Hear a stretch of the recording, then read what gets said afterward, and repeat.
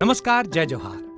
क्या आप भी गवर्नमेंट एग्जाम्स की तैयारी करना चाहते हैं? क्या आप भी मेमोरी टेक्निक्स और ट्रिक्स के जरिए बहुत ही कम समय में स्मार्ट स्टडी करना चाहते हैं? क्या आप चाहते हैं कि सीजी व्यापम टॉपर आपको पढ़ाए? तो डाउनलोड करिए योगेंद्र साहू क्लासेस ऐप। यहाँ 10 से अधिक गवर्नमेंट एग्जाम्स क्रैक करने वाले और सीजी व्यापम टॉप करने वाले योगेंद्र सर सीजीपीएससी और सीजी व्यापम के अंतर्गत होने वाले सभी एग्जाम्स की तैयारी कराए। तो डाउनलोड करिए Yogendra Sahu classes app to be the best, learn from the best.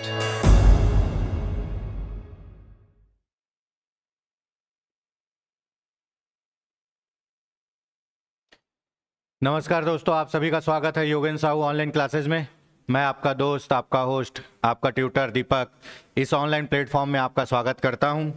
दोस्तों, ये हमारी एनटीपीसी रेलवे की क्लास है जिसमें हम टॉपिक वाइज अध्ययन कर रहे हैं, टॉपिक वार अध्ययन कर रहे हैं बोल सकते हैं। किसमें? इकोनॉमिक सब्जेक्ट का। देखिए, क्वेश्चन तो इकोनॉमिक से भी बनते हैं, कोई भारी भरकम क्वेश्चन नहीं रहते, बहुत प्यारे और सिंपल क्वेश्चन रहते हैं।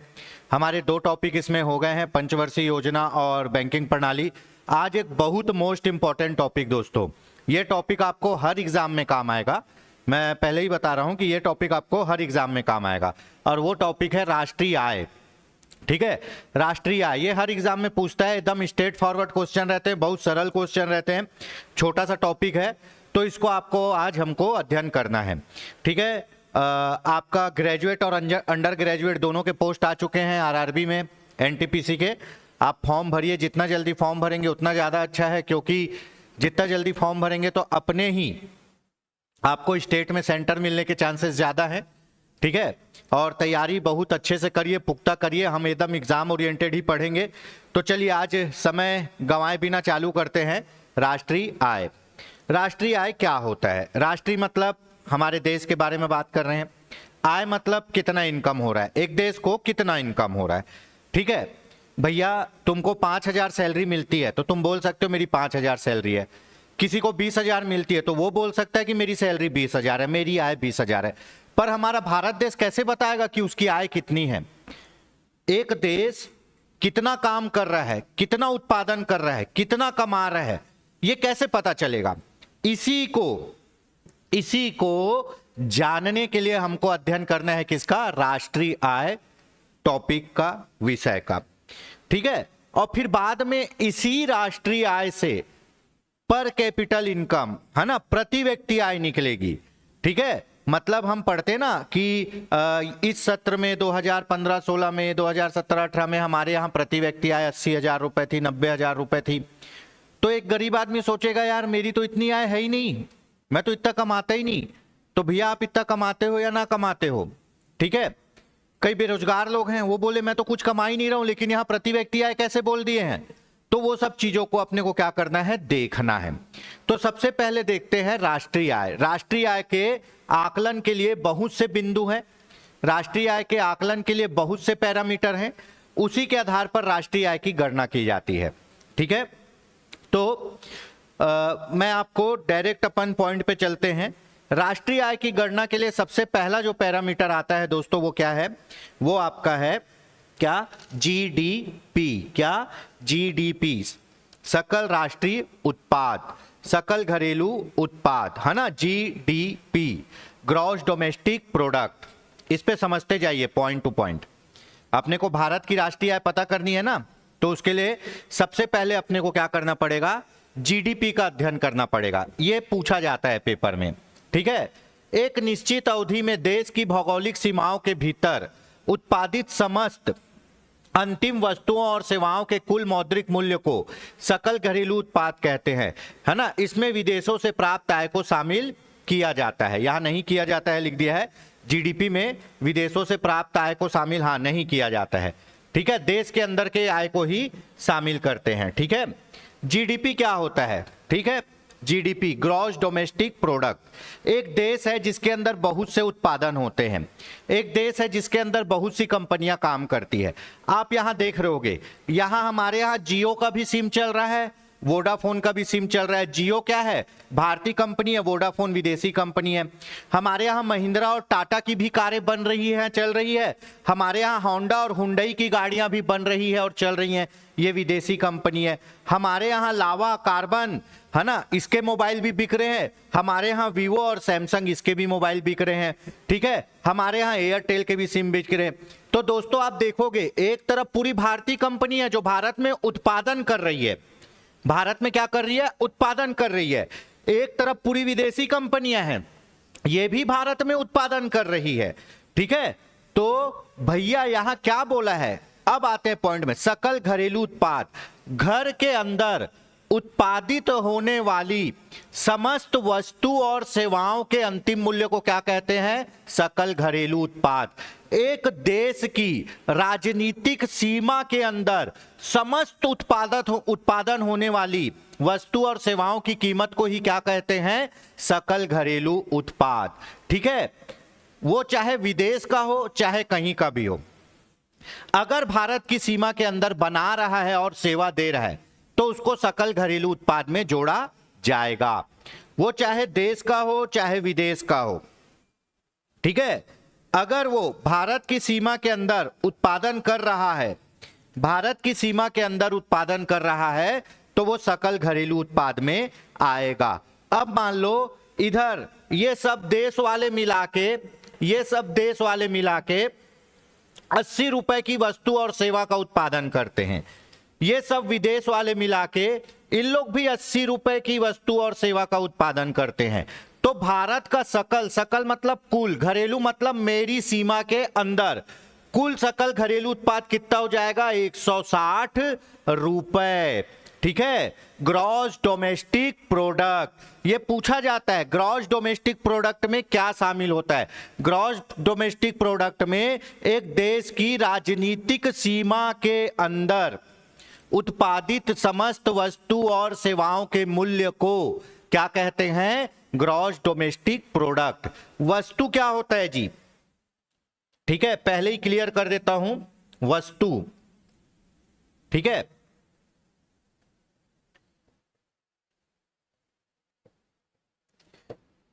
वस्तु है ना, कोई भौतिक पदार्थ जिसका आप उपभोग कर सकते हो, भौतिक पदार्थ है ना, जिसका आप क्या करते हो, जिसका हम उपभोग करते हैं।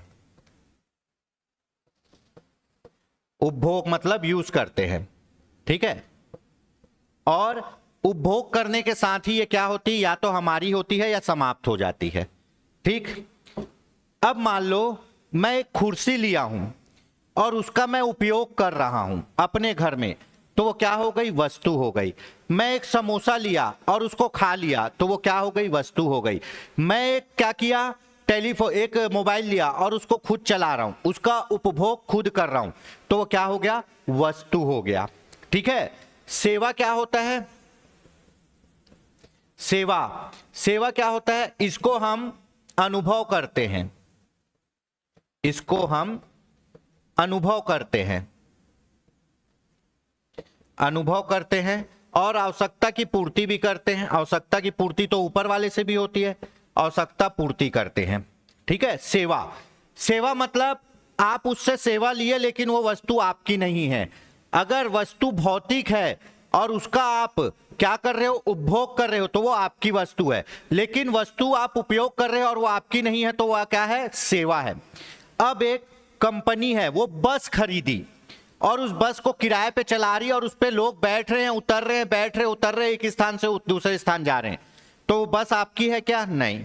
वो सिर्फ यातायात के लिए आप उसका यूज कर रहे हो, तो क्या हो गया, सेवा। इसको बोलेंगे ट्रांसपोर्टेशन सेवा। अब बैंक जाते हो आप, बैंक में पैसा जमा करते हो, निकालते हो, इधर भेजते हो उधर भेजते हो, वो बैंक आपका है क्या, नहीं है। उसका क्या कर रहे हो, यूज कर रहे हो केवल, तो वो क्या हो गया, सेवा हो गया, ठीक है। अब आप योगेन साहू क्लासेस में आपके पढ़ते हो, तो योगेन साहू क्लासेस आपकी है क्या, नहीं। आप पैसा देके यहां पढ़ाई कर रहे हो, सेवा का यूज कर रहे हो, तो ये क्या हो गया, सेवा हो गया। जब हम किसी वस्तु को किराए पर लेकर उसका यूज करते हैं तो वो सेवा है, या उसका अनुभव करते हैं तो वो सेवा है। ठीक है, लेकिन जब वस्तु को खरीदकर खुद उपयोग करते उसके मालिक खुद हैं तो वो हमारे लिए वस्तु है, वो सेवा नहीं है। ठीक है, तो जैसे वस्तुओं में क्या आ जाएगा, आपका घर आ गया, गाड़ी मोटर आ गया। सेवा में क्या आया, बैंकिंग सेवा, मोबाइल सेवा, है ना, हॉस्पिटैलिटी सेवा, हॉस्पिटल सेवा, शिक्षा सेवा, ये सब किस में आएंगे, सेवा में आएंगे। और जिसको आप खुद यूज कर रहे हो, आपका अपना है, वो है वस्तु। ठीक है, तो यह बोला जाता है एक देश के अंदर उत्पादित अंतिम वस्तु और सेवाओं का मूल्य, अंतिम वस्तु और सेवाओं का मूल्य वो क्या कहलाता है, GDP, gross domestic product, gross domestic product. ठीक है, चलिए इसको एक बार और देख लेते हैं, है ना। अब मान लो जियो वाला 10,000 रुपए का एक मोबाइल बेचा। ठीक है, 10,000 रुपए का एक मोबाइल बेचा, ये मोबाइल को किसी आदमी ने खरीदा तो ये वस्तु हो गया। ठीक है, फिर जियो वाले ने एक टावर लगा दिया है, मतलब बहुत से टावर लगा दिए हैं और रिचार्ज बेच रहा है। और क्या बेच रहा है, रिचार्ज। और 250 का रिचार्ज 10 लोग खरीदते हैं तो ये कितना हो गया, 2,500 हो गया। तो भैया वो रिचार्ज के लिए तो एक ही टावर लगाया है और उसका सब यूज कर रहे हैं, तो वो क्या हो गया, सेवा, मोबाइल सेवा, टेलीकम्युनिकेशन सर्विस, है ना। लेकिन वो मोबाइल बेच रहा है, ये है वस्तु, और वो जो रिचार्ज बेच रहा है ये है सेवा। तो भैया ये इससे भी तो पैसा कमा रहा है ना, वस्तु बेच के तो कमा ही रहा है, इससे भी पैसा कमा रहा है। तो इसका कुल इनकम कितना हो गया, 12,500 हो गया। तो ऐसे ही और भी कंपनियां हैं जो भारत में काम कर रही है। ठीक है, तो इसीलिए बोलता है जीडीपी मतलब क्या होता है जी, एक निश्चित अवधि में देश की भौगोलिक सीमा के भीतर उत्पादित अंतिम वस्तु और सेवाओं के कुल मूल्य को क्या कहते हैं, जीडीपी कहते हैं। ठीक है, इसमें विदेश की आय को सम्मिलित नहीं किया जाता है। ठीक है, तो आप देख लो जीडीपी मतलब ये भारत है, भारत के अंदर विदेशी लोग भी अपनी सेवा और वस्तु का उत्पादन कर रहे हैं, भारत के अंदर भारतीय लोग भी अपनी वस्तु और सेवा का उत्पादन कर रहे हैं। ये दोनों को क्या बोलेंगे, जीडीपी, ग्रॉस डोमेस्टिक प्रोडक्ट। ठीक है, तो भैया जीडीपी अधिक रहने से क्या होता है पता है, बाहर के देश सोचते हैं कि इस देश में बहुत अच्छा संसाधन है, इस देश में उत्पादन करने के लिए बहुत अच्छा माहौल है, तो चलो उस देश में अपन क्या लगाएं, कंपनी लगाएं। जिस देश की जीडीपी जितनी अच्छी होगी उसका विकास उतना अच्छा होगा। भाई मेरे यहाँ विदेशी कंपनी उत्पादन कर रही है तो मेरे को क्या देगी जी, टैक्स देगी। भले वो अपना लाभ नहीं देगी लेकिन टैक्स तो देगी। ये जितनी विदेशी कंपनियां हैं इधर वाली, ये भारत में काम करती होगी तो भारत सरकार को टैक्स तो दे रही है ना। तो भैया अगर मेरे देश में शांति है, मेरे देश में माहौल अच्छा है, मेरे देश में नियम कानून अच्छा है, तो जाहिर सी बात है मेरे देश में उत्पादन बहुत अच्छा होगा, और उत्पादन बहुत अच्छा होगा तो जीडीपी मेरी बढ़ेगी, और जीडीपी मेरी बढ़ेगी तो मेरा देश आर्थिक रूप से क्या होगा, विकसित होगा। अब बांग्लादेश और पाकिस्तान की जीडीपी क्यों नहीं है, श्रीलंका की क्यों नहीं है, वहां उत्पादन ज्यादा होता ही नहीं है। तो भैया जब वहां पे उत्पादन नहीं हो रहा है तो कोई दूसरा कंपनी वहां जाके काम क्यों करेगा। आप किसी ऐसे मार्केट में ऐसे मार्केट में दुकान लगाना चाहोगे क्या जहां सामान बिके ही ना। आप किसी ऐसे जगह सामान बेचना चाहोगे जहां बिक्री ना हो। तो भैया आप सामान कहां बेचना चाहोगे, जहां सबसे ज्यादा बिक्री हो। तो सबसे ज्यादा बिक्री जहां होगा वहां ग्राहक अच्छे होंगे, माहौल अच्छा होगा, तभी तो आप बेचोगे ना। तो जीडीपी मतलब एक देश की सीमा के अंदर उत्पादित अंतिम वस्तु और सेवाओं का मूल्य क्या कहलाता है, जीडीपी।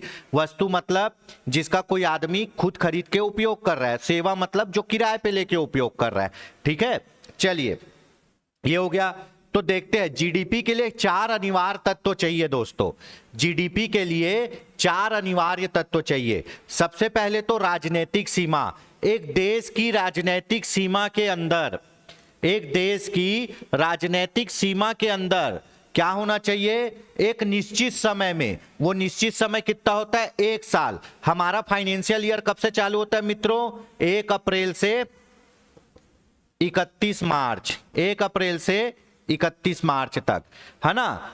एक देश की सीमा के अंदर एक निश्चित समय में, है ना, क्या वस्तु और सेवा का उत्पादित, क्या अंतिम मूल्य, वस्तु और सेवाओं का अंतिम मूल्य क्या कहलाता है, जीडीपी कहलाता है। इसमें चाहे विदेश वाला हो चाहे देश वाला हो, मेरे देश के अंदर उत्पादन उसका होना चाहिए, तो वो क्या कहलाएगा? जीडीपी कहलाएगा। एक बहुत अच्छा उदाहरण देता हूं। आपका एक घर है, आपका एक घर है ना, जिसमें आप लोग और आपके मम्मी पापा रहते हैं और ऊपर वाले फ्लोर पे एक किराएदार रहता है ना। मान लो ये आपका एक घर है, ठीक है, नीचे आप लोग रहते हो, ऊपर किराएदार रहता है। आपके पापा की 20,000 मंथली पेमेंट है, ठीक है, ऊपर वाला भी 15,000 मंथली कमाता है, ठीक है। अगर देखा जाए तो आपके घर की जीडीपी कितनी हो गई? 35,000। आपके घर की जीडीपी कितनी हो गई? 35,000। क्यों? क्योंकि देश के अंदर चाहे कोई भी कमाए वो किस में आएगा? जीडीपी में आएगा। तो आपके घर की इनकम कितनी हो गई जी? 35,000। तो ये 15,000 आपको तो देगा नहीं, क्या देगा? ये अपने घर का किराया देगा, ठीक है। तो अगर जीडीपी में क्या होगा? दोनों को शामिल करेंगे, ठीक है। तो आपके घर की जीडीपी कितनी हो गई? 35,000। जीडीपी का आपकी परिभाषा क्या है? किसी राजनीतिक सीमा के अंदर एक निश्चित समय में उत्पादित अंतिम वस्तु और सेवाओं का मूल्य क्या कहलाता है? जीडीपी कहलाता है, ठीक है। तो जीडीपी बढ़ने का सबसे अच्छा कारण क्या होता है? जीडीपी बढ़ने से हमारे देश का उद्योग अच्छा बढ़ेगा, और जाहिर सी बात है जो विदेशी कंपनी यहाँ आके काम कर रही है वो यहाँ के लोगों को रोजगार देगी। तो विदेशी कंपनी हमारे यहाँ आएगी तो रोजगार बढ़ेगा, हमको टैक्स मिलेगा, तो जीडीपी हमेशा बढ़ी हुई होनी चाहिए। तो ये समझ में आ गया है ना। राजनीतिक मतलब देश की सीमा, निश्चित समय मतलब 1 साल, वस्तु एवं सेवा बता दिया हूं, है ना। अंतिम मूल्य मतलब फाइनल प्राइस। अब मान लो, ठीक है, अब मान लो आप एक समोसा लेने गए, ठीक है, एक समोसा लेने गए, एक समोसा लेने गए। समोसा की कीमत थी आपकी 15 रुपए, समोसा की कीमत थी आपकी 15 रुपए, है ना। इसमें आपका लगा है ना, इसमें आपका लगा है 4 रुपए का आलू, ठीक है। उसके बाद 2 रुपए का मैदा, ठीक है। उसके बाद 3 रुपए का तेल, ठीक है। उसके बाद आपका 3 रुपए का तेल, उसके बाद 3 रुपए का क्या? मजदूरी, ठीक है। कितना हुआ? 3 3 6 4 10 2 12, 3 रुपए का मजदूरी, है ना, और 2 रुपए दुकान का, ठीक है, 2 रुपए दुकान का। तो टोटल 15 रुपए का एक समोसा आपको पड़ा। अब आप समोसा लेने जाओगे दुकान वाले के पास तो क्या बोलोगे? भैया मेरे को 12 रुपए में समोसा दे दो ना। तो बोलेगा 12 में कैसे आएगा? तो सुनो ना, आप 3 रुपए का तेल का पैसा छोड़ दो। क्यों छोड़ेगा भाई? क्यों छोड़ेगा? आप इस पैसे को छुड़वाओगे तो क्या समोसा बन पाएगा क्या? नहीं। अंतिम मतलब फाइनल गुड्स, जिसको आप उपयोग कर सको, उपयोग करने लायक मूल्य, है ना। अब आप गए समोसा लेने, है ना, बोले आप 4 रुपए छोड़ दो, आलू निकाल लो, तो समोसा रहेगा क्या? वो नहीं रहेगा। तो भैया वस्तु ऐसी होनी चाहिए जिसका उपयोग करने लायक हो, ठीक है। अब आप घर बनवा रहे हो, घर में नींव डलवा लिए, दीवार खड़ा कर लिए, छत नहीं है, आप उसको घर बोल के बेच सकते हो क्या? क्योंकि तो उसमें अभी छत नहीं है। तो मतलब पार्ट पार्ट में सामान बनता है, ठीक है, पार्ट पार्ट में सामान बनता है, और वो सब पार्ट पार्ट के मूल्य को जोड़ के क्या निकाला जाता है? उसका अंतिम मूल्य निकाला जाता है, ठीक है। अब आप लैपटॉप लेने गए तो लैपटॉप में मदरबोर्ड अलग है, रैम अलग है, हार्ड डिस्क अलग है, तो आप क्या करोगे? आप बोलोगे क्या भैया ये हार्ड डिस्क रख लो, मैं ऐसी कंप्यूटर ले जाऊंगा? वो बोलेगा ले जा, जा चला ले, जितना चलाना है। चलेगा क्या? अंतिम मतलब आपको वो वस्तु उपयोग करने लायक होना चाहिए, तभी उसका वो अंतिम मूल्य है, ठीक है। तो चलिए, ये हो गया जीडीपी, है ना। जीडीपी के बाद आते हैं जीएनपी, ग्रॉस नेशनल प्रोडक्ट। अब ग्रॉस नेशनल बोल दिया, नेशनल मतलब राष्ट्रीय। अब यहां देशभक्ति चालू हो जाएगा। क्या हो जाएगा? राष्ट्रीय। अब यहां देशभक्ति चालू हो जाएगा, ठीक है। अभी आप क्या पढ़ रहे थे? GDP, GDP gross domestic product. मेरे घर के अंदर जितना भी इनकम आया वो सब किस में आएगा? ग्रॉस डोमेस्टिक प्रोडक्ट में। अब मैं आपको एक चीज बताता हूं। आपका एक घर है, ठीक है, आपका एक घर है जिसमें नीचे फ्लोर में आप रहते हो, ऊपर फ्लोर में किराएदार रहता है, ठीक है। अब आपके पापा की सैलरी है 20,000, ठीक है, किराएदार की सैलरी है 15,000, ठीक है। लेकिन आपका एक भाई जो बाहर बेंगलुरु में आईटी कंपनी में है और वो जॉब करता है, ठीक है, और वो वहां कमा रहा है 20,000। ठीक है, तो भैया यहां बात किसकी हो रही है? GNP, gross national product. National मतलब मेरा भारत मेरा देश। तो भैया जो मेरे देश का है उसी को इसमें जोड़ेंगे, जो विदेश का है उसको घटा देंगे, जो देश का है उसको जोड़ेंगे, जो विदेश का है उसको घटा देंगे। तो जब आप जीडीपी में पढ़े थे तो आपके घर की कीमत आ रही थी, आपके घर की, है ना, 35,000 राष्ट्रीय आय आ रही थी, जीडीपी आ रही थी कितनी? 35,000। लेकिन 15,000 आपका है क्या? ये तो किराएदार का है। किसका है? किराएदार का। तो ये आपके में अब नहीं जुड़ेगा, लेकिन आप ही के घर का आदमी जो बाहर कमा रहा है वो आपके घर में जुड़ेगा। तो 20,000 रुपए आपका भाई कमा रहा है और 20,000 रुपए आपके पापा कमा रहे। तो अब आपका क्या जीएनपी कितना हो जाएगा? 40,000 हो जाएगा। ठीक है, इसमें क्या करते हैं कि देश की टोटल इनकम को जोड़ते हैं और देश के बाहर के इनकम को घटा देते हैं। ठीक है, तो इसमें एक बार अच्छे से देख लेते हैं। ठीक है, एक निश्चित अवधि में, जाहिर सी बात है 1 साल, किसी देश के नागरिकों द्वारा उत्पादित समस्त अंतिम वस्तु सेवाओं के मौद्रिक मूल्य को सकल राष्ट्रीय उत्पाद कहते हैं। राष्ट्रीय बोल दिया मतलब मेरे देश के जितने लोग भी, है ना, जो कहीं भी कमा रहे हैं उनका इनकम कहां जुड़ेगा? मेरे देश में जुड़ेगा। कहते इसमें देशवासियों द्वारा विदेश में अर्जित आय को देश भेजी गई को शामिल किया जाता है, जबकि भारत में रह रहे विदेशियों की आय को क्या किया जाता है? घटा दिया जाता है। ठीक है, अभी अपन जीडीपी पढ़ रहे थे, जीडीपी अगर क्लियर हो गया तो बाकी चीज भी पानी की तरह क्रिस्टल क्लियर हो जाएगा। अभी ये देख लो, ये देसी कंपनी, ये विदेशी कंपनी।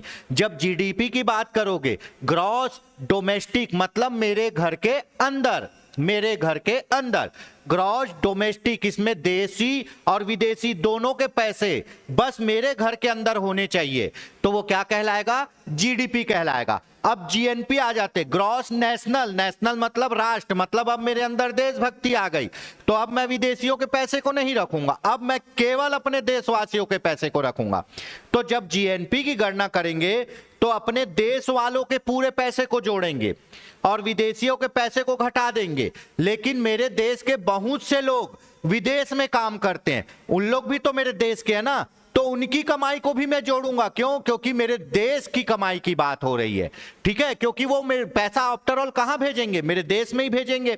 ठीक है, तो इसमें क्या होता है दोस्तों, आपके जीएनपी में क्या होता है? एक निश्चित अवधि में देश के भीतर या देश के नागरिकों के द्वारा उत्पादित अंतिम वस्तु और सेवाओं का मूल्य क्या होता है? जीएनपी होता है।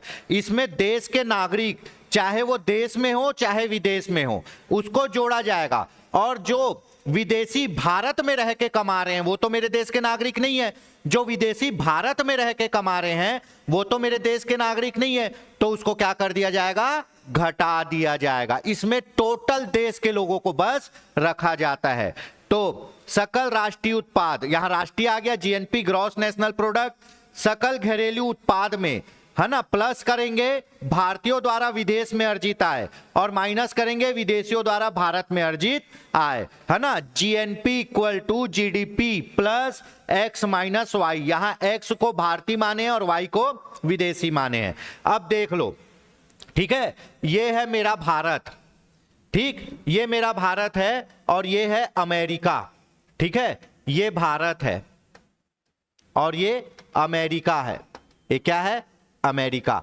जब जीडीपी की बात आएगी, किसकी? जीडीपी की बात आएगी, तो यहां पे राम, श्याम, ठीक है, पीटर, है ना, राम, श्याम, पीटर, और किसको ले ले एक आध और नाम? पीटर के बाद अलेक्जेंडर। ठीक है, अब राम कमाता है 100 रुपए, श्याम कमाता है 200 रुपए, पीटर कमाता है 300 रुपए, ठीक है, अलेक्जेंडर कमाता है 400 रुपए भारत के अंदर। भारत के अंदर जब जीडीपी की बात करेंगे ना तो क्या होगा? 3 1 4 5 6 7 8 9 10, है ना, क्या होगा? 1,000 रुपए, है ना, 4 3 7 10, 1,000 रुपए क्या हो गई? जीडीपी हो गई। कैसे हो गई? देश में कोई भी कमाए मेरे देश के अंदर होना चाहिए। तो राम 100, श्याम 200, पीटर 300, अलेक्जेंडर 400 कमा रहे हैं, ठीक है। तो ये जीडीपी में सबके पैसे को जोड़ देंगे, बस देश के अंदर होना चाहिए, ठीक है। ऐसे ही अमेरिका में भी कौन कमा रहा है? अमेरिका में गोविंद कमा रहा है, ठीक है। अमेरिका में भरत कमा रहा है, ठीक है। अमेरिका में और कौन है? साइमन है ना। अमेरिका में और कौन है? अमेरिका में पीटर, अलेक्जेंडर, साइमन, विदेशी नाम याद नहीं आ रहा, बताओ, है ना। अमेरिका में आपका मान लो स्टीव है, ठीक है। अब गोविंद अमेरिका में कमा रहा है 100 रुपए, ठीक है। भरत कमा रहा है 200 रुपए, साइमन कमा रहा है 300 रुपए, स्टीव कमा रहा है 400 रुपए। जब जीडीपी की बात करेंगे तो इसकी भी जीडीपी कितनी हो गई? 1000 रुपए। क्यों? क्योंकि इसके देश के अंदर उत्पादन हो रहा है। जैसे ही हम लोग जीएनपी पे आते हैं, किस में आते हैं?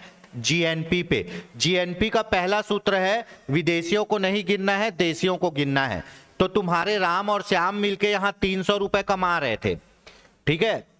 और अमेरिका में कौन 2 लोग बैठे हैं? गोविंद और भरत, इन लोग भी 300 रुपए कमा रहे थे। तो जीएनपी में, ये भारत के नागरिक है इसलिए जीएनपी कितना हो गया भारत का? 600 रुपए। अब अमेरिका का जीएनपी देखते हैं। पीटर और अलेक्जेंडर मिलके कितना कमा रहे थे? 700 रुपए, ठीक है। पीटर और अलेक्जेंडर मिलके कमा रहे थे 700 रुपए। और यहां साइमन और स्टीव भी कितना कमा रहे हैं? 700 कमा रहे हैं। तो अमेरिका का जीएनपी कितना हो जाएगा? 1400। क्यों? क्योंकि ये अपने देश वालों की इनकम को जोड़ेगा, ठीक है। तो जीडीपी और जीएनपी समझ में आ गया दोस्तों। जीडीपी मतलब घर के अंदर चाहे कोई भी हो, जीएनपी मतलब सिर्फ मेरे देश वाले, है ना। तो देख लो, जीएनपी सकल घरेलू उत्पाद, भारतीयों द्वारा विदेश में अर्जित आय को जोड़ना है और विदेशियों द्वारा भारत में अर्जित आय को घटा देना है, ठीक है। ये फॉर्मूला पूछता है GNP equal to GDP plus X minus Y, है ना। अब जीएनपी हो गया, जीएनपी के बाद क्या होगा? NDP, net domestic product. NDP net domestic product, है ना। नेट मतलब क्या होगा? शुद्ध। नेट मतलब शुद्ध, जितना है उतना ही, जितना है उतना ही, ठीक है। नेट मतलब शुद्ध, जितना है उतना ही, ठीक। यहां तक हो गया। जब सकल घरेलू उत्पाद में अचल पूंजी का उपयोग, मूल्य मतलब डेप्रिसिएशन कम कर दिया जाता है तो शुद्ध घरेलू उत्पाद प्राप्त होता है। डेप्रिसिएशन मतलब जो मशीन घिस रही है, जो टूट फूट हो रहा है। अब कोई मशीन, ठीक है, कोई मशीन काम कर रही है तो जाहिर सी बात है उसमें डेप्रिसिएशन होता है, मतलब घिसाव।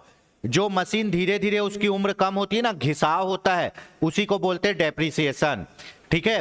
अब आप एक कार खरीदते हो, वो आज 5 लाख रुपए की है, 2 साल बाद उसकी कीमत कितनी हो जाएगी? 3 लाख रुपए या 3.5 लाख रुपए। उसकी कीमत क्यों कम हुई है? डेप्रिसिएशन के कारण। धीरे धीरे वो पुरानी हो रही है, उसका उम्र कम हो रहा है, इसलिए उस पर डेप्रिसिएशन लग रहा है। घिसाव बोलते हैं जिसको, ह्रास बोलते हैं, है ना। अब जीडीपी, जीडीपी मतलब क्या था? यहां पे अपन बात कर रहे हैं अभी सकल घरेलू उत्पाद, शुद्ध घरेलू उत्पाद की, है ना। सकल घरेलू उत्पाद मतलब ग्रॉस डोमेस्टिक प्रोडक्ट। ग्रॉस मतलब सब कुछ, सब कुछ, है ना। और नेट मतलब जो रियल में है वो। ग्रॉस मतलब सब कुछ, नेट मतलब जो रियल में है वो। तो यहां नेट डोमेस्टिक प्रोडक्ट की बात कर रहे हैं। अब जीडीपी तो निकाल लिए। जीडीपी क्या था जी? मेरे देश के अंदर कोई भी कमाए, चाहे वो विदेशी हो या भारतीय, जीडीपी में आता था। तो जीडीपी तो ग्रॉस है ना, शुद्ध तो नहीं है। मेरे पास 500 रुपए ग्रॉस हैं, है ना। तो 500 रुपए पूरे मेरे हैं क्या? नहीं भैया, उसमें से 100 रुपए मेरे को किसी और को देने हैं। तो मेरे पास कितने बचे? नेट 400। तो ग्रॉस कभी भी प्योर और एक्चुअल होता है क्या? नहीं होता। एक्चुअल क्या होता है? नेट। नेट पे अपना हक है, ठीक है। तो जीडीपी मतलब भारत के अंदर चाहे कोई भी कमाए, विदेशी या भारतीय, जीडीपी कहलाएगा, ठीक है। तो ये तो जीडीपी है ना, ग्रॉस है। इसको नेट में बदलने के लिए जीडीपी माइनस पूंजीगत वस्तुओं पर ह्रास, ठीक है। अब भारत में 100 वस्तुएं बनी जो विदेशी और भारतीयों ने मिलकर बनाई हैं। भारत में 100 वस्तुएं बनी जो विदेशी और भारतीयों ने मिलकर बनाई हैं। उसमें से 10 वस्तु टूट फूट गई, खराब हो गई। जिनका कोई उपयोग नहीं आया। 10 वस्तु टूट फूट गई, खराब हो गई। यहां हरास को ना टूट फूट से जोड़ो, हरास जो है डेप्रिसिएशन, उसको टूट फूट मान लो। 10 वस्तु टूट फूट गई, तो अब मेरे पास नेट कितनी वस्तु बची दोस्तों? 90 वस्तु। ठीक है, अब मान लो एक कुम्हार है, ठीक, एग्जाम्पल देखो, लेवल देखो, एक कुम्हार है, कुम्हार, ठीक है, कुम्हार जो घड़ा बनाता है, जो घड़ा और मिट्टी के बर्तन बनाता है, उसके यहां 2 टाइप के स्टूडेंट है ना, एक है भारतीय और एक है विदेशी, एक है भारतीय और एक है विदेशी। अपने यहाँ एक कुम्हार है जिसके पास 2 टाइप के स्टूडेंट है, एक है भारतीय और एक विदेशी। यहाँ पर भारतीय स्टूडेंट ने 60 घड़े 60 मटके बनाए और विदेशी स्टूडेंट ने 40 मटके बनाए, है ना। तो टोटल कितने मटके बने? 100 मटके बने, है ना। लेकिन उसमें से 10 मटका टूट गया, उसमें से 10 मटका टूट गया। तो अब कुम्हार के पास बेचने के लिए नेट कितने मटके होंगे? कुम्हार के पास बेचने के लिए नेट 90 मटके होंगे और यही 90 मटके को बेच के वो क्या करेगा? पैसा कमाएगा। ठीक है, तो आय भैया, आय जो होगी, इनकम, वो 90 मटकों पे ही होगी ना, 100 पे तो नहीं होगी। तो ये क्या हो गया? आपका नेट हो गया। तो सेम ऐसी जीडीपी में अगर आप डेप्रिसिएशन को, टूट फूट को माइनस कर दो तो क्या होगा? NDP, net domestic product. Domestic मतलब मेरे घर के अंदर सब कुछ, ठीक है। तो ये हो गया एनडीपी। अब इसी में एक और स्टेज आता है दोस्तों, शुद्ध राष्ट्रीय उत्पाद, एनएनपी, शुद्ध राष्ट्रीय उत्पाद, एनएनपी, नेट नेशनल प्रोडक्ट। अब यहां कहां बात होगी? भारतीयों की बात होगी। अब यहां कहां बात होगी? भारतीयों की बात होगी। ठीक, फिर देख लेते हैं। अपने यहां एक कुम्हार है, अपने यहां एक कुम्हार है, ठीक है, जिसके पास भारतीय स्टूडेंट भी है और विदेशी स्टूडेंट भी है, ठीक है। इसके भारतीय स्टूडेंट ने 60 मटके बनाए, इसके विदेशी स्टूडेंट ने 100 मटके बनाए। सेम ऐसे ही कहीं पे और विदेशी स्टूडेंट है ना, सेम ऐसे ही कहीं पे और विदेशी स्टूडेंट है और भारतीय स्टूडेंट है, उन्होंने भी मटके बनाए हैं, है ना। एक कुम्हार के फर्स्ट क्लास में, पहले क्लास में, पहली कक्षा में 60 भारतीय हैं, 40 विदेशी हैं। इसका एक और ब्रांच है, इसका एक और ब्रांच है, ठीक है। कुम्हार 2, वहां विदेशी, भारतीय कितने हैं? 70, विदेशी कितने हैं? 30, ठीक है। तो इसका शुद्ध राष्ट्रीय उत्पाद, है ना, शुद्ध राष्ट्रीय उत्पाद निकालने से पहले अपन क्या निकालेंगे? अपन ग्रॉस राष्ट्रीय उत्पाद, जीएनपी, है ना। तो इसका जीएनपी, जीएनपी मतलब ग्रॉस नेशनल प्रोडक्ट, कितना हो गया? है ना, 7 6 13, 130, ठीक है। पूरे भारतीयों द्वारा बनाए गए मटकों की संख्या कितनी हो गई? 130। अब इस मटकों में, 130 मटकों में, ठीक है, 10 मटके टूट गए, ठीक। 130 भारतीयों द्वारा बनाए गए मटकों में, ये भारतीयों द्वारा बनाए गए मटकों में अपने को विदेशी से काम ही नहीं है यहां पर, क्योंकि अपन क्या निकाल रहे हैं? नेशनल, नेशनल मतलब मेरे देश के, विदेशियों से काम ही नहीं है। अब भारतीयों द्वारा बनाए गए कुल मटकों में 10 मटके टूट गए, तो अपने पास बेचने के लिए भारतीयों के लिए कितने पास बचा? 120 बचा ना। सेम वही, सेम फॉर्मूला, अगर आपको एनएनपी भी निकालना है, नेट नेशनल प्रोडक्ट भी निकालना है, तो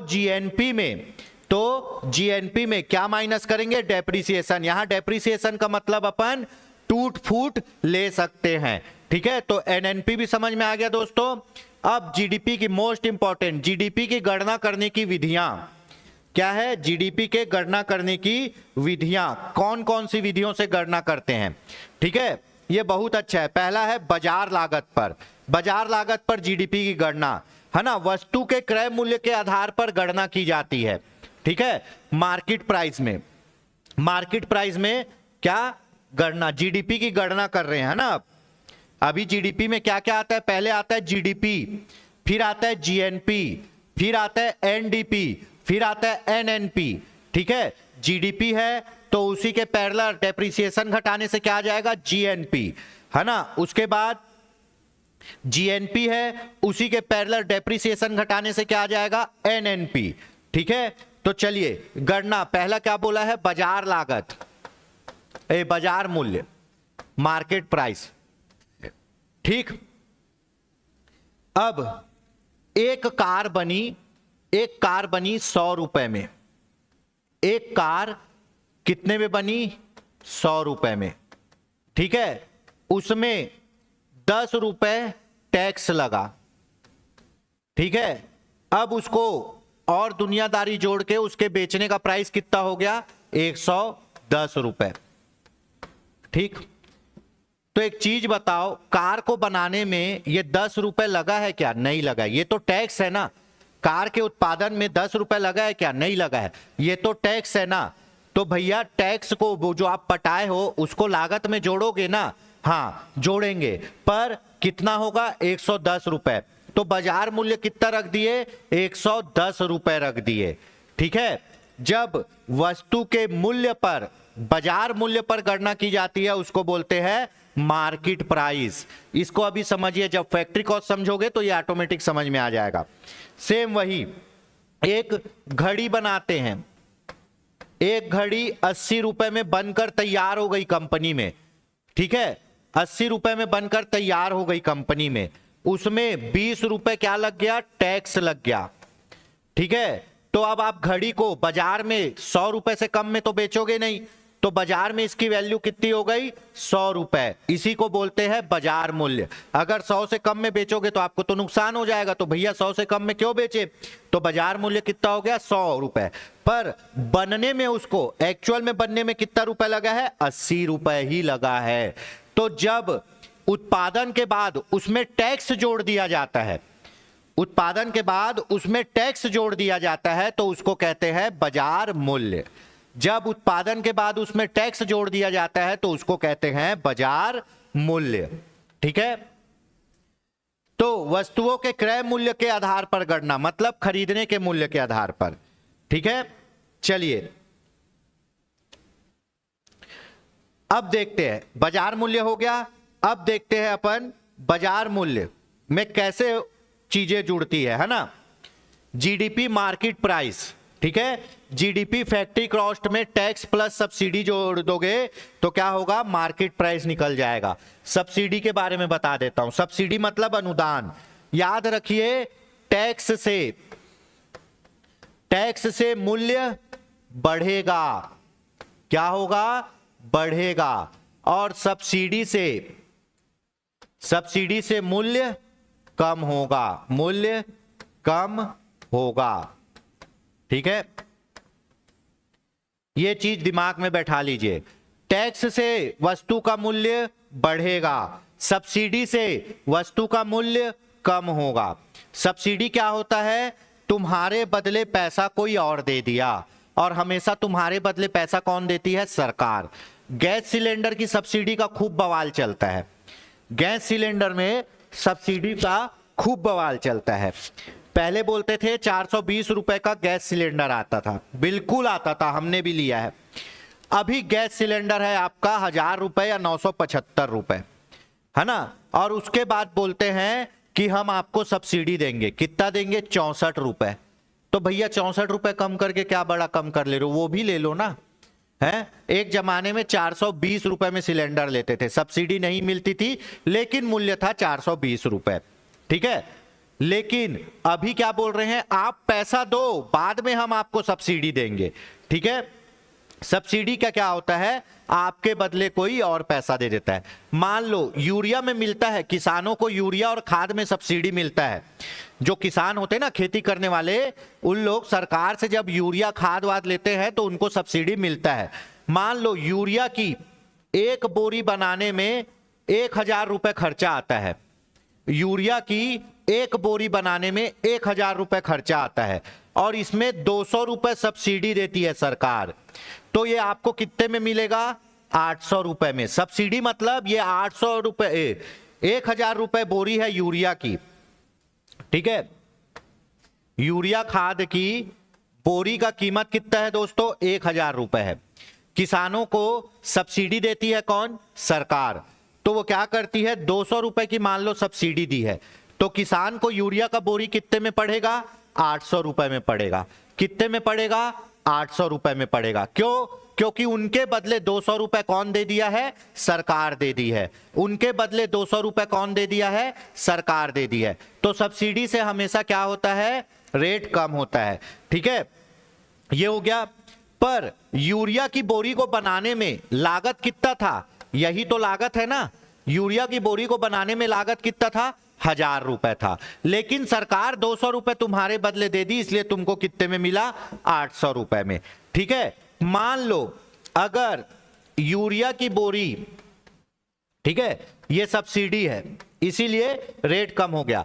यूरिया की बोरी 1000 रुपए की है और सरकार इस पर कितना टैक्स लगाए, 10% टैक्स लगाए, तो इसकी बोरी कितनी हो जाएगी, 1100 रुपए हो जाएगी, है ना। पर इसकी लागत कितनी है, लागत तो 1000 रुपए ही है ना। ये तो भैया जबरदस्ती टैक्स लगा के बढ़ा दे रहे हैं। ठीक है, तो सब्सिडी में तुम्हारे बदले कोई और पैसा देता है और टैक्स में तुम क्या करते हो, ज्यादा पैसा देते हो। तो हमेशा टैक्स मूल्य को बढ़ाएगा और सब्सिडी मूल्य को कम करेगा। अब आप देखो, दोनों ही केस में ये बना कितने में है, 1000 रुपए में, लेकिन एक जगह सब्सिडी मिलने से ये 800 रुपए में मिल रहा है और एक जगह टैक्स लगने से ये 1100 में मिल रहा है, लेकिन दोनों ही केस में ये बना कितने में है, 1000 रुपए में। ठीक है, इतना तो होप सो आपको समझ आ गया होगा। फटाक से आते हैं जीडीपी, मार्केट प्राइस में जीडीपी कैसे निकालते हैं।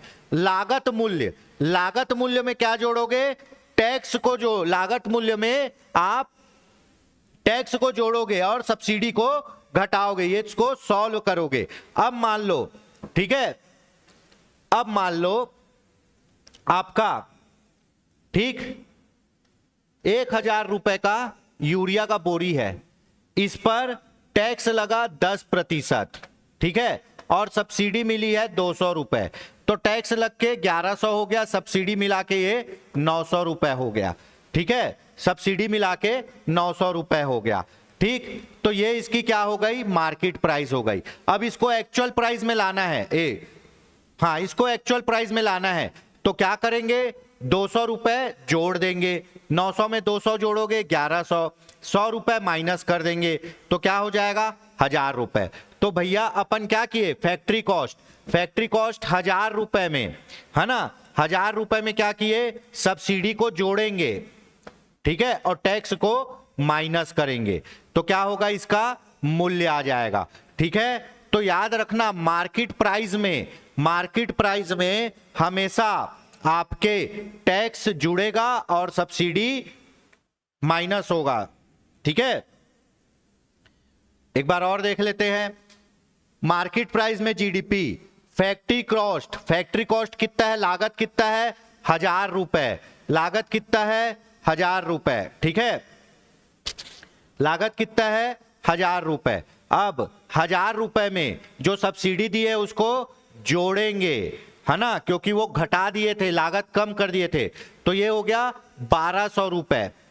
ठीक, अब इसमें 100 रुपए माइनस करेंगे टैक्स, तो ये क्या होगा, 1000 रुपए। ठीक है, तो कितना हो गया, 1100 रुपए में ये मिलेगा। ठीक है, कैलकुलेशन समझ में आ रहा है।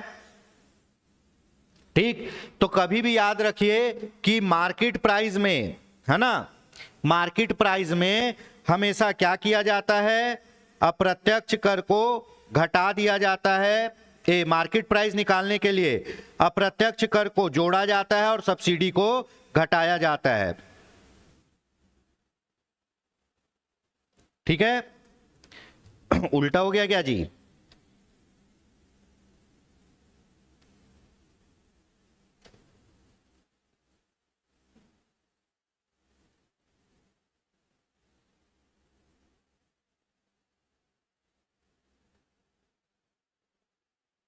ठीक है, टैक्स को जोड़ा जाता है और टैक्स को जोड़ा जाता है ना, और सब्सिडी को घटा दिया जाता है। बाजार मूल्य निकाल रहे हैं ना, हाँ, चलिए बाजार मूल्य निकालते हैं, मार्केट प्राइस में देख लेते हैं।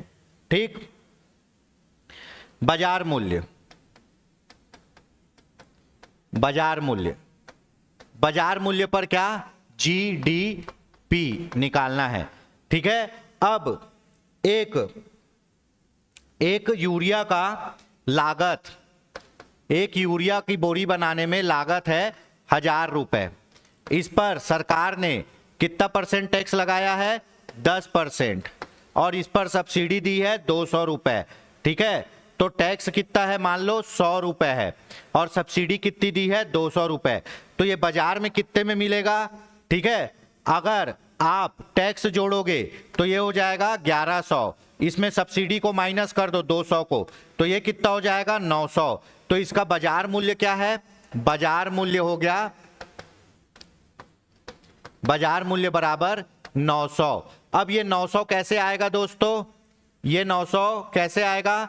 लागत तो 1000 रुपए है, इसमें आपको क्या जोड़ना है? टैक्स जोड़ना है 100 रुपए, और माइनस क्या करना है? सब्सिडी को करना है उस मूल्य को जिस पर लोग इसको बाजार में खरीदेंगे। तो कितना होगा दोस्तों? 1100 है ना, 200 हटा दो, 900 रुपए। कितना होगा?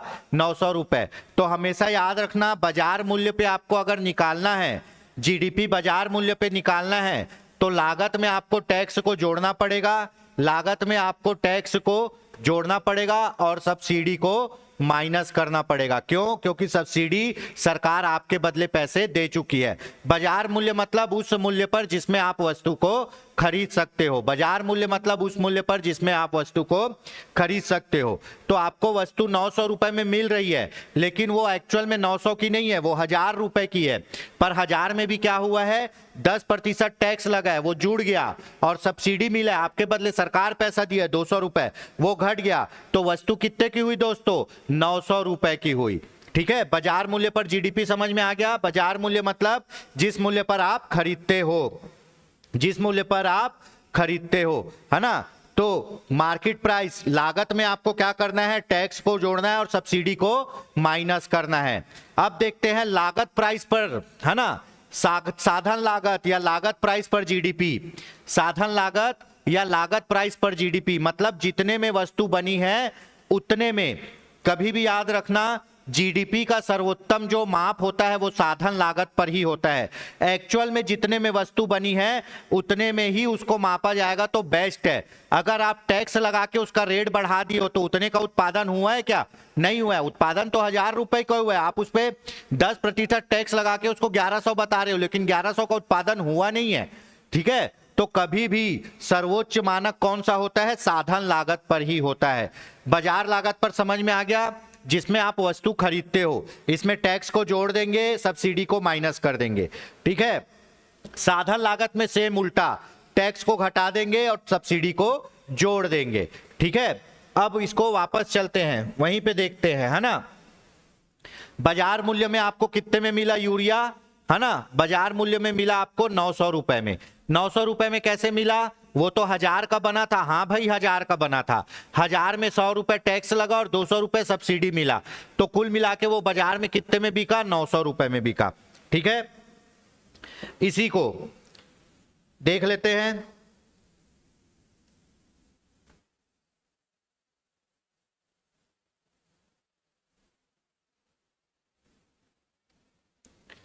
ठीक है, अब ये बाजार मूल्य पर है, ये है साधन लागत पर। किस पे है? साधन लागत पर, है ना, साधन लागत पर। इसको बोलते हैं फैक्ट्री कॉस्ट। इसको क्या बोलते हैं? Factory cost.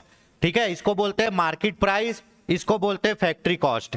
कॉमर्स वाले बहुत अच्छे से समझेंगे। किसी वस्तु को बनाने में जितना पैसा आता है वही उसका फैक्ट्री कॉस्ट है।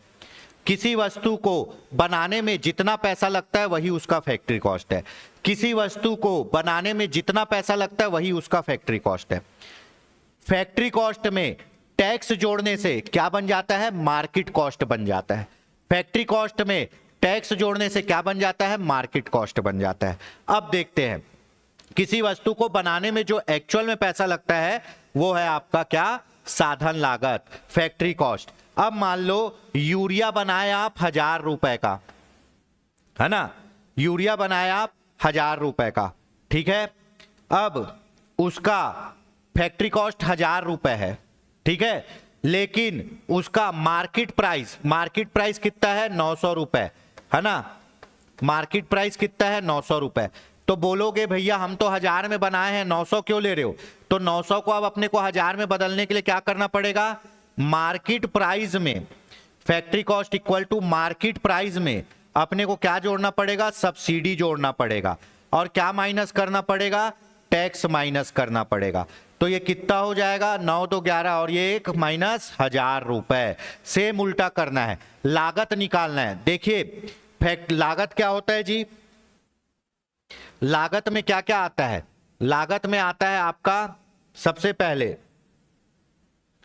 अगर किसी वस्तु के लागत में मुख्यतः 4 चीजें आती है, और वो क्या क्या होती है? ठीक है, किसी वस्तु को बनाने में मुख्यतः 4 चीज की जरूरत होती है। पहला क्या होता है? भूमि भवन चाहिए, आपको स्थान चाहिए, फैक्ट्री चाहिए। दूसरा क्या चाहिए? पूंजी चाहिए। ठीक है, तीसरा क्या चाहिए? मजदूरी चाहिए, काम करने वाले लोग। और चौथा क्या चाहिए? उद्यमी, पैसा लगाने वाला आदमी। ठीक है, तो भैया ये 4 चीजों चाहिए, है ना। इसमें पूंजी के अंतर्गत आपका कच्चा माल भी आ जाएगा जिससे आप सामान बनाओगे। ठीक है, ये हो गया। तो ये 4 चीजें मोस्टली चाहिए रहती। सबसे पहले तो किसी उत्पादन के लिए एक स्थान चाहिए, स्थान के बाद क्या चाहिए? पूंजी चाहिए जिससे हम कच्चा माल खरीद ले। उसके बाद क्या है? उस पूंजी को क्या, उस कच्चे माल को फिनिश गुड्स में बदलने के लिए, उत्पादन में बदलने के लिए क्या चाहिए? मजदूर चाहिए। और उसके बाद इन सबको चलाने के लिए क्या चाहिए? एक मालिक चाहिए। तो ये चारों चीज किस में आते हैं? डायरेक्ट कॉस्ट में आते हैं, है ना। ये चारों चीज किस में आते हैं? डायरेक्ट कॉस्ट में। मान लो अगर हम 1000 रुपए की चीज बना रहे हैं, उसमें भूमि भवन 200 रुपए का है, उसमें मजदूरी 200 रुपए की है, उसमें कच्चा माल 400 रुपए का है।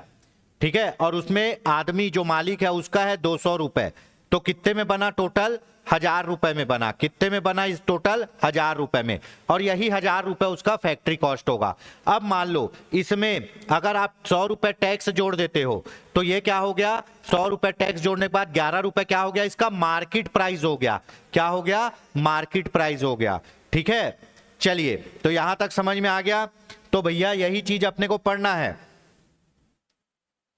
यही चीज अपने को पढ़ना है। ठीक है, अब 1000 रुपए का बना था फैक्ट्री कॉस्ट, लेकिन उसमें 200 सब्सिडी दे दिए थे, तो उसको जोड़ दो, और 100 रुपए टैक्स लगाए थे उसको घटा दो, तो 1000 रुपए में आ जाएगा। ठीक है, तो देखिए बहुत डीपली पढ़े हैं इसको, है ना। बाजार लागत में क्या करते हैं? टैक्स को जोड़ते हैं और सब्सिडी को घटा देते हैं। लेकिन साधन लागत में, फैक्ट्री कॉस्ट में क्या करेंगे? मार्केट प्राइस में, यहां लिखा हुआ है ना GDP market price, minus tax करेंगे और प्लस सब्सिडी करेंगे। क्यों? क्योंकि सब्सिडी से रेट कम हो गया था, तो जिससे रेट कम हो गया था उसको जोड़ देंगे, और जिससे रेट बढ़ा था उसको घटा देंगे। ठीक है, तो ये 2 समझ में आ गया, बाजार लागत और साधन लागत पे। सबसे अच्छा मानक कौन सा माना जाता है? साधन लागत, है ना। एक्चुअल कौन सा है? साधन लागत ही है, क्योंकि बाजार लागत में अपन टैक्स जोड़ के उसको अननेसेसरी बड़ा कर देते हैं, या सब्सिडी देके उसको अननेसेसरी घटा देते हैं, तो वो है नहीं। ठीक है, एक्चुअल कौन सा है? साधन लागत है। ठीक है, चलिए यहां तक हो गया। अब उसके बाद चालू मूल्य, ये हमेशा पूछता है। चालू मूल्य में क्या होता है? जो वर्तमान मूल्य है।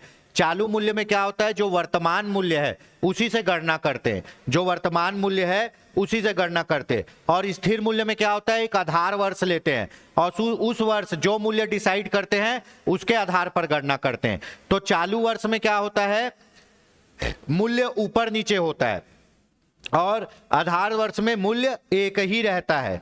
ठीक है, तो चालू मूल्य के आधार पर जीडीपी की गणना और स्थिर मूल्य के आधार पर जीडीपी की गणना। चालू मूल्य के आधार पर जीडीपी की गणना को बोलते हैं नॉमिनल जीडीपी, और स्थिर मूल्य के आधार पर जीडीपी की गणना को बोलते हैं रियल जीडीपी। क्या बोलते हैं? रियल जीडीपी, है ना। और अभी हमारा आधार वर्ष क्या है? 2011-12। इसको हर 5 साल में बदलते हैं। इससे पहले 2004-5 था, उसके बाद 2011-12 किए। आधार वर्ष चुनते समय यह देखा जाता है कि उस आधार वर्ष जिसको चुन रहे हैं उस पर कोई युद्ध ना हुआ हो, कोई लड़ाई ना हुआ हो, कोई बड़ी बीमारी ना हुआ हो। कभी भी आधार वर्ष 2019-20 को नहीं रखेंगे। क्यों? क्योंकि इसमें कोरोना आया था।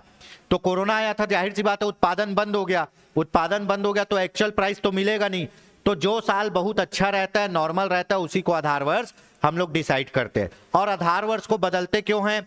मान लो कि 2004-05 को आधार वर्ष लिए, सबका मूल्य निश्चित कर दिए, लेकिन 2011-12 तक कई ऐसी नई वस्तुएं बन के आ गई हैं जिनका मूल्य 2004-05 में है ही नहीं।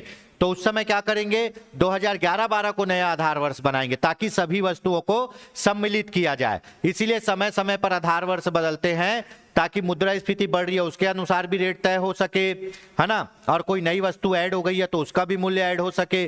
ठीक है, तो चालू मूल्य पे कैसे गणना होती है ये देख लेते हैं। ठीक है, जिसको बोलते हैं अपन नॉमिनल जीडीपी, है ना, नॉमिनल जीडीपी, इसी को बोलते हैं चालू मूल्य पर गणना। चालू मूल्य पर गणना होती है किसकी? जीडीपी की, है ना, नॉमिनल जीडीपी चालू मूल्य पर।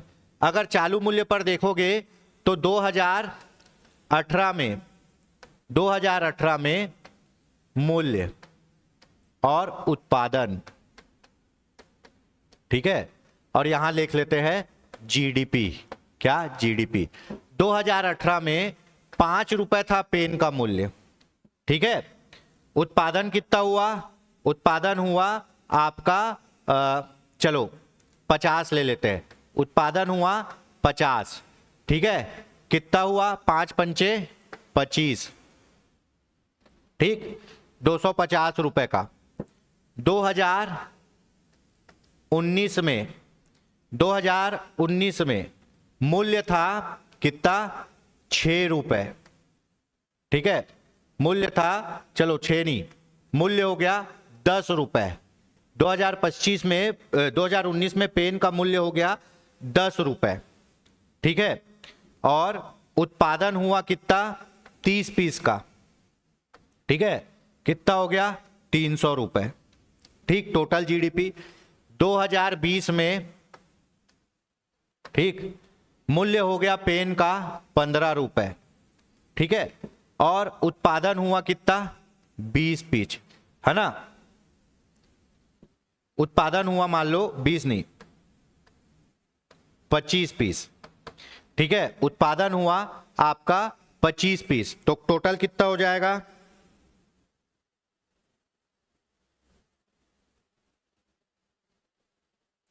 टोटल कितना हो जाएगा? 375, ठीक है। ये चालू मूल्य पर है, मूल्य जो बदल रहा है उसी के अनुसार। 2018 में पेन का मूल्य था 5 रुपए, उत्पादन किए 50 यूनिट, जीडीपी कितनी हो गई? उत्पादित अंतिम वस्तु और सेवाओं का मूल्य बोलते हैं ना, 250 रुपए। 5 पंचे 25, 0 का 0, 3 एकम 3, 3 दहम 3, है ना, ये हो गया 300 रुपए। 2019 में मूल्य कितना हुआ? 10 रुपए। 30 पेन का उत्पादन किए, 300 रुपए। 2020 में मूल्य हो गया 15 रुपए। 25 पेन का उत्पादन किए, कितना हो गया? 375 रुपए। अब यहां देखना, लगातार जीडीपी बढ़ रही है। 2018 में कितनी थी? 250 रुपए। 2019 में कितनी हो गई? 300 रुपए। 2020 में कितनी हो गई? 375 रुपए। और आप खुश हो रहे हो, अरे जीडीपी बढ़ रही है, जीडीपी बढ़ रही है, हमारी जीडीपी बढ़ रही है ना। लेकिन मेरे भैया, मेरे दोस्तों, उत्पादन देखो, यहां 50 था, वो घट के 30 हो गया, वो घट के 25 हो गया, ठीक है, 50 से 30 हो गया, 30 से 25 हो गया, उत्पादन निरंतर घटता जा रहा है ना। तो क्या जीडीपी बढ़ रही है? क्या एक्चुअल में जीडीपी बढ़ नहीं रही है, ये बढ़ा हुआ रेट मूल्य बढ़ने के कारण है। और मूल्य क्यों बढ़ रहा है? मुद्रास्फीति के कारण बढ़ रहा है। तो भैया जब ऐसे जीडीपी को नापेंगे तो ये होता है चालू मूल्य पर जीडीपी। हमेशा याद रखना, चालू मूल्य पर जीडीपी हमेशा ज्यादा दिखाएगा, है ना, चालू मूल्य पर जीडीपी हमेशा ज्यादा दिखाएगा। क्यों? क्योंकि मूल्य बढ़ा हुआ है, भले उत्पादन कम हो रहा है, लेकिन यहां जीडीपी बढ़ी हुई दिखाई दे रही है, इसीलिए इसको नॉमिनल जीडी बोलते हैं, नाम मात्र का, ये रियल नहीं है। रियल जीडीपी किसमें होता है? आधार वर्ष के अनुसार।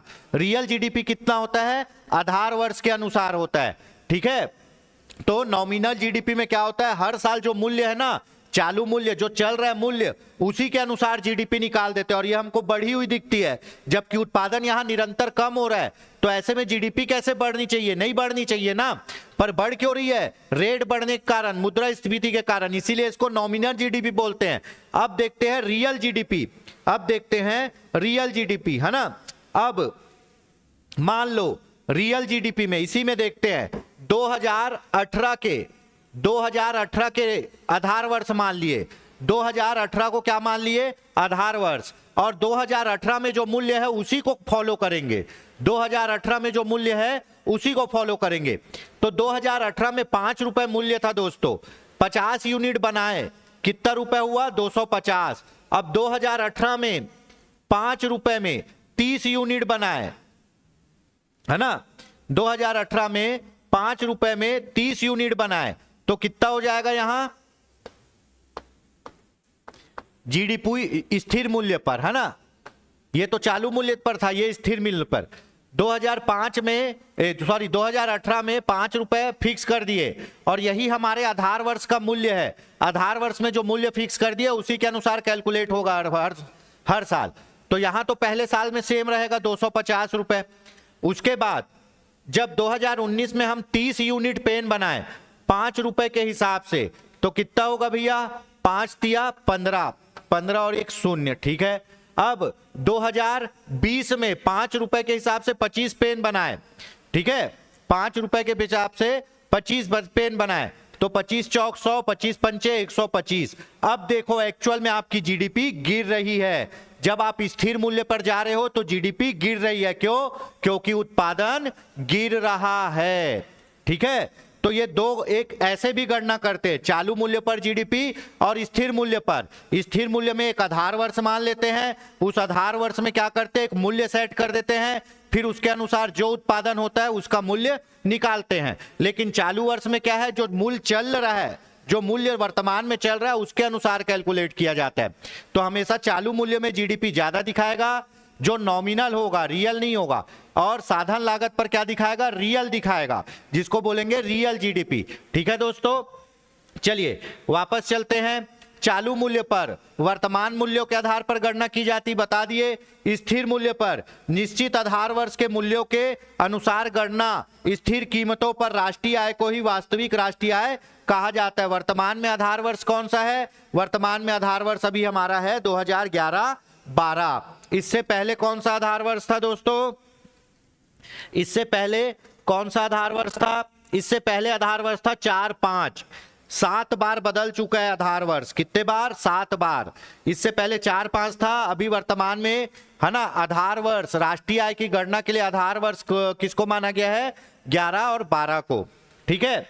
अब देखिए ये क्या था, क्या पढ़ रहे हैं, जीडीपी के गणना की विधि, है ना, बाजार मूल्य पर जिसमें क्या होता है, टैक्स सब्सिडी वाला, साधन लागत पर जिसमें जितने में वो बना है, ठीक है, चालू मूल्य पर जो अभी मूल्य चल रहा है उसमें, स्थिर मूल्य पर आधार वर्ष के अनुसार जो मूल्य माने हैं उसमें। अब क्रय शक्ति समता रीति, इसी को बोलते हैं purchasing power parity, purchasing power parity. इसमें क्या होता है, इसमें पढ़ लो एक बार, आपको समझ आएगा।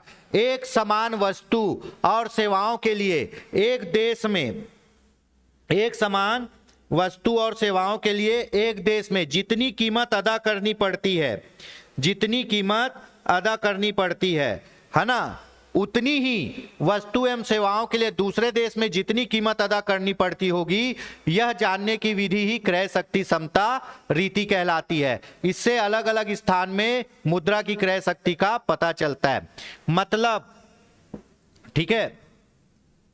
अब इसमें देखिए, इसमें यह बोल रहा है कि आपके देश में 1 रुपए में जितनी चीजें मिलती है, अमेरिका में 1 रुपए में उतनी ही चीजें क्या होगी, क्रय शक्ति बताएगी कि मेरा 1 रुपए, है ना, मेरा 1 रुपए, 1 रुपए भारत का, 1 रुपए भारत का, भारत में 1 केजी शक्कर खरीद सकता है, ठीक है। लेकिन यही 1 रुपए अमेरिका में, यही 1 रुपए अमेरिका में कितना, 100 ग्राम शक्कर खरीदता है। तो क्या है, यहां इसकी क्रय शक्ति 1 रुपए की है और यहां इसकी क्रय शक्ति 100 ग्राम की है। यहां इसकी क्रय शक्ति 1 रुपए की है, यहां इसकी क्रय शक्ति 100 ग्राम की है, ठीक है। अब चलिए,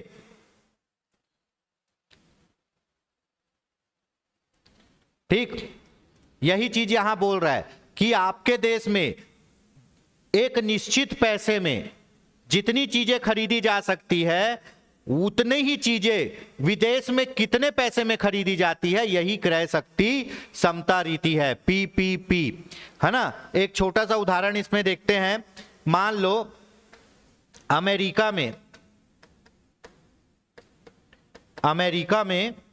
है ना, अमेरिका में एक कॉफी 70 रुपए की आती है और भारत में एक कॉफी 7 रुपए की आती है। ठीक है, अमेरिका में एक कॉफी 70 रुपए की आती, भारत में एक कॉफी 7 रुपए की आती। तो क्या हुआ इसकी क्रय शक्ति समता रीति? 10 रुपए हुई। क्या हुई? 10 रुपए हुई। मतलब जिस चीज के लिए आप भारत में 7 रुपए खर्चा करते हो, उसी चीज के लिए आपको अमेरिका में 70 रुपए खर्चा करना होगा। तो यही चीज तो बोल रहा है, किसी वस्तु को एक देश में खरीदने की कीमत और उसी वस्तु को दूसरे देश में खरीदने की कीमत क्या है? क्रय शक्ति समता रीति है। हमारे यहाँ नॉर्मल कॉफी आपको मिल जाएगी छोटी सी 7 रुपए में, अमेरिका में वही आपको कितने में मिलेगी? 70 रुपए में। डिवाइड कर दो, क्या होगा? क्रय शक्ति समता रीति 10 रुपए। ठीक है, ये एक ओवरव्यू एग्जांपल आपको बता दिया मैं। ये भी जीडीपी मापने का तरीका है ना। वर्ल्ड बैंक जारी करता है क्रय शक्ति समता रीति, वर्ल्ड बैंक बताएगा।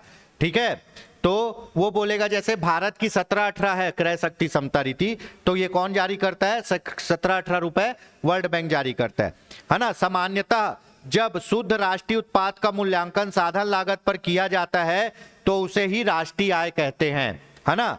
अब आप पढ़ लिए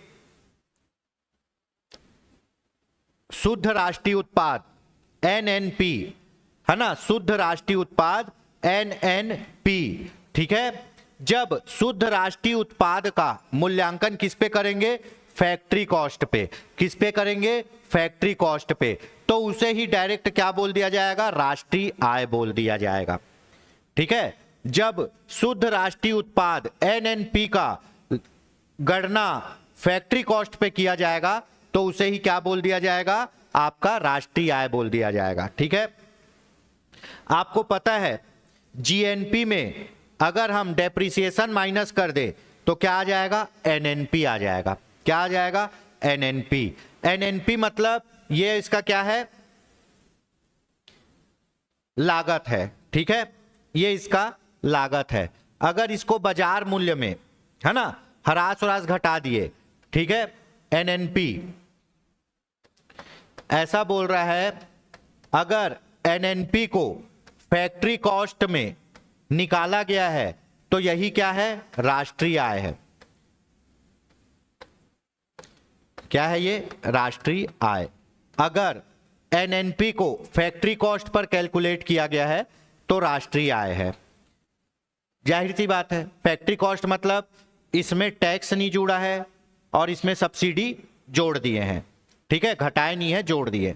इसमें टैक्स नहीं जुड़ा है और इसमें सब्सिडी जोड़ दिए, मतलब जितने का बना था उतना मूल्य ले आए हैं। तो जाहिर सी बात है, जितने में उत्पादन हुआ था अगर उतने में ही इसको रखे हैं तो इसी को बोल देंगे राष्ट्रीय आय।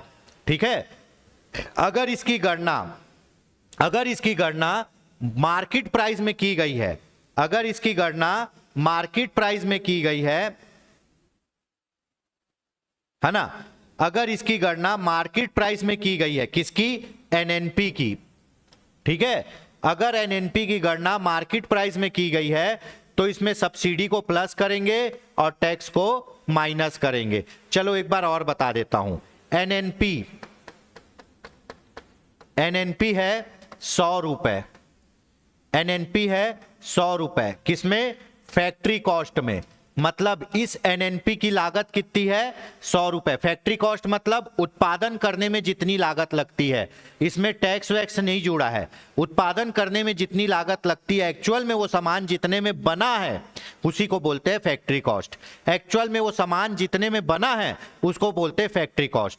अगर उसमें सब्सिडी माइनस कर दिए और टैक्स जोड़ दिए, सब्सिडी माइनस कर दिए, टैक्स जोड़ दिए, तो वो क्या बन जाएगा? Market price. वो क्या बन जाएगा? Market price. और मार्केट प्राइस क्या होता है? एक्चुअल नहीं होता। मार्केट प्राइस क्या होता है? नॉमिनल होता है। रियल कौन सा होता है? फैक्ट्री कॉस्ट होता है। तो अगर रियल फैक्ट्री कॉस्ट है तो एनएनपी अगर फैक्ट्री कॉस्ट में है ऑलरेडी, एनएनपी अगर फैक्ट्री कॉस्ट में है तो उसी को राष्ट्रीय आय बोल देंगे। है ना, नेशनल इनकम उसी को बोल देंगे। अगर एनएनपी मार्केट प्राइस में है तो उसमें जोड़ घटाना करना पड़ेगा, और क्या लाना पड़ेगा, फैक्ट्री कॉस्ट लाना पड़ेगा। अगर एनएनपी मार्केट प्राइस में है तो उसमें जोड़ घटाना करके क्या लाना पड़ेगा, फैक्ट्री कॉस्ट लाना पड़ेगा। अब मैं पूरा एक बार आपको यहां गणित दिखा रहा हूं, ठीक है। होप सो आप लोग को समझ में आ रहा होगा दोस्तों। यहां बोला जा रहा है बाजार मूल्य पर, मार्केट प्राइस बोल दिया, बाजार मूल्य पर शुद्ध राष्ट्रीय उत्पाद एनएनपी अगर है तो उसमें क्या करेंगे, उसमें सरकार द्वारा दी गई सब्सिडी को जोड़ देंगे और टैक्स को माइनस कर देंगे, ठीक है। एक वस्तु का एनएनपी, एक वस्तु का एनएनपी किसमें, मार्केट प्राइस में, एक वस्तु का एनएनपी मार्केट प्राइस में 900 रुपए है, और इस पर सरकार ने 100 रुपए टैक्स लगाया है प्लस, और 200 रुपए सब्सिडी दी है माइनस। अब फैक्ट्री कॉस्ट निकालने के लिए क्या करते हैं, फैक्ट्री कॉस्ट निकालने के लिए आपको पता है कि हम 900 रुपए में बाजार मूल्य में किसको जोड़ेंगे, सब्सिडी को जोड़ेंगे, और किसको माइनस करेंगे, टैक्स को माइनस करेंगे। सब्सिडी को जोड़ेंगे और टैक्स को माइनस करेंगे, तो इसका फैक्ट्री कॉस्ट क्या निकल जाएगा, फैक्ट्री कॉस्ट 900 में, ठीक है, 900 में 100 200 एडजस्ट होके 100 होगा, है ना, तो यहां प्लस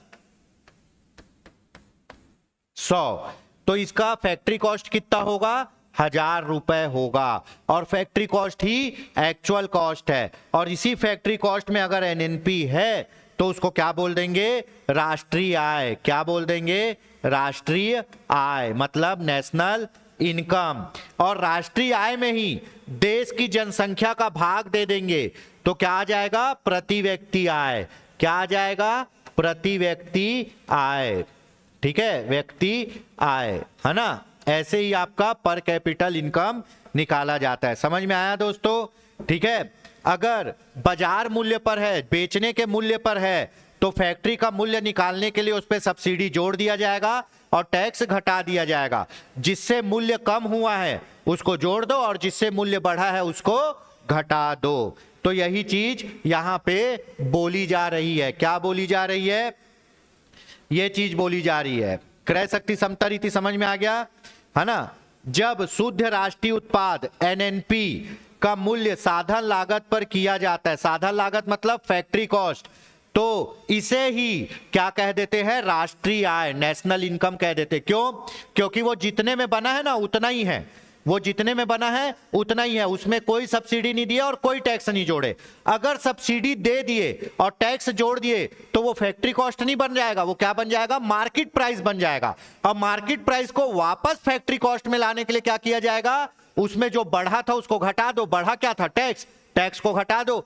घटा क्या था, सब्सिडी, सब्सिडी को जोड़ दो। सब्सिडी क्या है, तुम्हारे बदले कोई और पैसा दे रहा है इसलिए उसका मूल्य कम हो गया, ठीक है। किंतु यदि शुद्ध राष्ट्रीय उत्पाद की गणना बाजार मूल्य पर की गई है तो राष्ट्रीय उत्पाद जानने के लिए बाजार मूल्य आकलित पर शुद्ध राष्ट्रीय उत्पाद में अप्रत्यक्ष करों को घटाया जाएगा, जो बढ़ा है उसको घटाया जाएगा और सब्सिडी को जोड़ा जाएगा। यही चीज बोल रहा है। प्रति व्यक्ति आय, है ना, पर कैपिटल इनकम, ठीक है। राष्ट्रीय आय पे कुल जनसंख्या को घटा देंगे तो क्या आएगा, प्रति व्यक्ति आय। ये सूत्र हमेशा पूछता है ना। और राष्ट्रीय आय किसमें रहना चाहिए, साधन लागत पर, ना कि मार्केट प्राइस पर। फैक्ट्री कॉस्ट पर होना चाहिए दोस्तों, factory cost per, market cost per नहीं, फैक्ट्री कॉस्ट पर। अगर मार्केट कॉस्ट पर दिया है तो उसको फैक्ट्री कॉस्ट पर लाओ। फैक्ट्री कॉस्ट पर लाने के लिए उसमें टैक्स को घटाओ और सब्सिडी को जोड़ो तो फैक्ट्री कॉस्ट पर आ जाएगा। और जब वो फैक्ट्री कॉस्ट पर आएगा उसी को बोलेंगे क्या, राष्ट्रीय आय। अब राष्ट्रीय आय में देश की जनसंख्या को भाग देने से क्या आ जाएगा, प्रति व्यक्ति आय। अब हमारे देश की राष्ट्रीय आय है 1000 रुपए, देश की राष्ट्रीय आय है 1000 रुपए। हमारे देश की कुल जनसंख्या है 100 आदमी, है ना। तो पर आदमी के हिस्से में कितना रुपए आया, 10 रुपए। यही हमारी क्या होगी, प्रति व्यक्ति आय। यही हमारी क्या होगी, प्रति व्यक्ति आय होगी, ठीक है। तो ये समझ में आ गया दोस्तों, है ना। इतने सारे टर्म्स पढ़ लिए, एक बार देख लेते हैं। चलिए ठीक है। जीडीपी क्या होता है? पूरे घर के अंदर उत्पादित, चाहे वो विदेशी कर रहा हो या देसी कर रहा हो, वो जीडीपी है। ठीक है। उसके बाद जीडीपी ये होना चाहिए। जीएनपी क्या है? पूरे देश के लोगों द्वारा, इसमें विदेशों को घटा दो, देश के लोगों को जोड़ो, चाहे वो देश में हो या बाहर, तो ये हो गया जीएनपी। अब जीएनपी में उसके बाद क्या निकालना है अपने को? एनडीपी, नेट निकालना है। तो नेट निकालने के लिए क्या करेंगे? टूट फूट डेप्रिसिएशन को घटा देंगे तो एनडीपी निकलेगा। उसके बाद अपने को एनएनपी निकालना है, इसमें भी क्या करेंगे? टूट फूट डेप्रिसिएशन घटा देंगे, है ना। गणना की विधि, बाजार विधि, जिसमें मार्केट प्राइस जो आपको बाजार में देना है, साधन लागत जितने में वो बना है, ठीक है। चालू मूल्य वर्तमान मूल्य के अनुसार कैलकुलेट करेंगे। स्थिर मूल्य आधार मूल्य के अनुसार, आधार वर्ष के अनुसार कैलकुलेट करेंगे। क्रय शक्ति समता रीति, मतलब वो चीज खरीदने के लिए आपको भारत में कितना पैसा देना पड़ता है और अमेरिका में कितना पैसा देना पड़ता है, दोनों का कंपैरिजन। जब एनएनपी फैक्ट्री कॉस्ट में है, उसी को क्या बोल देंगे? राष्ट्रीय आय। और राष्ट्रीय आय में अगर अपन जनसंख्या डिवाइड कर देंगे तो क्या हो जाएगा? प्रति व्यक्ति आय। अगर एनएनपी राष्ट्रीय, अगर एनएनपी बाजार मार्केट मूल्य पर है, अगर एनएनपी मार्केट प्राइस पर है, तो उसमें क्या करेंगे? टैक्स घटा देंगे, सब्सिडी जोड़ के फैक्ट्री कॉस्ट ले आएंगे। ठीक है, ये हो गया राष्ट्रीय आय आकलन की विधियां।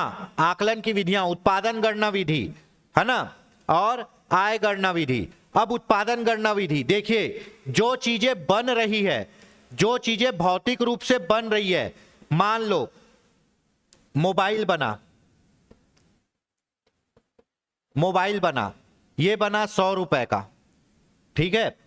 उसके बाद गाड़ी बनी, ये बनी 100 रुपए की। उसके बाद आपका मोबाइल बना, गाड़ी बनी, ठीक है। उसके बाद लोहा बना, लोहा बना, ये भी बना 500 रुपए का, ठीक है। तो इसके अनुसार, उत्पादन के अनुसार जीडीपी कितना हो गया? 700 रुपए हो गया, ठीक है। जीडीपी कितना हो गया? 700 रुपए हो गया। पर ये तो वो चीजें हैं ना जिनका उत्पादन हम कर सकते हैं, पर कई चीजें तो ऐसी है जिनका हम उत्पादन नहीं कर रहे हैं, उसको किराए पे लेके उसका यूज करे जा रहे हैं, जिसको क्या बोलते हैं? सेवा क्षेत्र। जिसको क्या बोलते हैं? सेवा क्षेत्र। अब एक मोबाइल टावर, एक मोबाइल टावर, एक मोबाइल टावर आपका 5000 रुपए में बना है, ठीक है। लेकिन इससे, इसमें रिचार्ज कर करके नेटवर्क दे दे के हर साल वो कितना कमा ले रहा है? 50,000 रुपए कमा ले रहा है। तो भैया ये बना जरूर 5000 में है, लेकिन ये हर साल कितना कमा रहा है? 50,000। तो इसका कैलकुलेशन कितने में होगा? 50,000 में। और 50,000 का कैलकुलेशन कैसे होगा? लोग इसको किराए में जितना पैसा दे रहे हैं उतने से, ठीक है। तो जो चीजें उत्पादन हो रही है, जिसका हम खुद यूज कर रहे हैं, जिससे पैसा नहीं कमा रहे हैं, उसको तो आप उत्पादन विधि द्वारा गणना कर लोगे कि 20 रुपए का ये बनाया, 30 रुपए का ये बनाया, 40 रुपए का ये बनाया, वो उत्पादन विधि। ये अधिकतर किसके लिए आता है? ये आपका प्राथमिक क्षेत्र और द्वितीयक क्षेत्र के लिए आता है। जो सेवा क्षेत्र है, सेवा क्षेत्र में कोई चीज एक बार बन जाती है और लोग उसका किराया दे दे के उसका उपयोग करते रहते हैं, तो वो भी तो आय है ना एक प्रकार से, वो भी तो कमाई है। तो उसको कैसे कैलकुलेट करते हैं? जितना पैसा उसके ऊपर खर्चा करेंगे उसके अनुसार, ठीक है। तो उत्पादन गणना विधि हमेशा प्राथमिक क्षेत्र और द्वितीयक क्षेत्र के लिए किया जाता है, ठीक है। उत्पादन विधि, जो प्रोडक्ट आप क्या कर रहे हो? प्रोड्यूस कर रहे हो, जो प्रोडक्ट आप प्रोड्यूस कर रहे हो उसको गिन के आप बता सकते हो इतने का उत्पादन हुआ है ना। लेकिन जो चीजों के लिए आप पैसा दे रहे हो और उसको यूज कर रहे हो, सेवा ले रहे हो, जो चीजों का आप पैसा देके किराए पे लेके सेवा ले रहे हो, यूज कर रहे हो, उसके लिए कौन सी विधि होती है? आय गणना विधि। उसके लिए कौन सी विधि होती है? आय गणना विधि, है ना। अब मान लो कि टाटा वाले ने गाड़ी बनाकर 10,000 रुपए 10,000 रुपए की गाड़ी बनाई। टाटा वाले ने 10,000 रुपए की गाड़ी बनाई, तो ये उत्पादन विधि कितने? उत्पादन विधि में आएगा। क्यों? क्योंकि उत्पादन कितने का हुआ है? उत्पादन कितने का हुआ है? 10,000 का। उत्पादन कितने का हुआ है? 10,000 का। टाटा कंपनी ने 10,000 की गाड़ी बनाई, मतलब उत्पादन किया है, तो ये उत्पादन कितने का हुआ है? 10,000 का, ठीक है। लेकिन जियो ने है ना, एक टावर से, जियो ने एक टावर से रिचार्ज कराकर 250 रुपए का, है ना, 250 रुपए का 10 रिचार्ज कराकर ये टावर को यूज कराकर कितना पैसा कमाया है? 2500। तो इसको कौन सी विधि से जोड़ेंगे? इसको आय गणना विधि से जोड़ेंगे, क्योंकि टावर तो एक ही बार लग गया, टावर तो एक ही बार लग गया, लेकिन उसमें रिचार्ज करा रहे, उसकी सेवा ले रहे, रिचार्ज करा रहे, सेवा ले रहे, तो ये किस में आएगा? आय गणना विधि में। ठीक है ना। अगर आप एक टैक्सी मालिक हो और आपका टैक्सी रोज चल के 1000 रुपए कमाता है, तो 30 दिन में 30,000 कमाया, तो इसको कैसे जोड़ेंगे? आय गणना विधि से जोड़ेंगे। क्यों? क्योंकि वो कमा के ला रहे उतना पैसा, ठीक है, क्योंकि रोज तो नया टैक्सी नहीं बना रहे हो ना आप, एक बार लेने के बाद उसी टैक्सी को बार बार चला रहे हो किराए में, लोग उसका यूज कर रहे हैं, तो इसी को बोलते हैं सेवा क्षेत्र। तो सेवा क्षेत्र में जो गणना होती है वो किस में होती है? आय गणना विधि में। वो जितना पैसा कमा के देगा उतने में। और उत्पादन विधि में क्या होता है? जितने का उत्पादन हुआ है उतने की गणना करते हैं। ठीक है, चलिए ये देख लेते हैं। भारत में राष्ट्रीय आय की गणना के लिए उत्पादन गणना विधि और आय गणना विधि दोनों का उपयोग किया जाता है। राष्ट्रीय आय की गणना के लिए उत्पादन गणना विधि और आय गणना विधि। उत्पादन गणना विधि किसके लिए? प्राथमिक क्षेत्र और द्वितीयक क्षेत्र, है ना। और आय गणना विधि सेवा क्षेत्र के लिए। ठीक है। भारत में राष्ट्रीय आय का अनुमान, भारत में सबसे पहले ये पूछा जाता है, भारत में सबसे पहले 1868 में, कब? 1868 में। कौन? दादा भाई नेरोजी ने, जिसको बोलते हैं grand old man, Dadabhai Naoroji. Poverty and un British rule in India में प्रति व्यक्ति आय 20 रुपए बताई थी। ठीक है, ये इनकी पुस्तक है, poverty and un British rule in India, दादा भाई नेरोजी की ये पुस्तक है। कौन सी?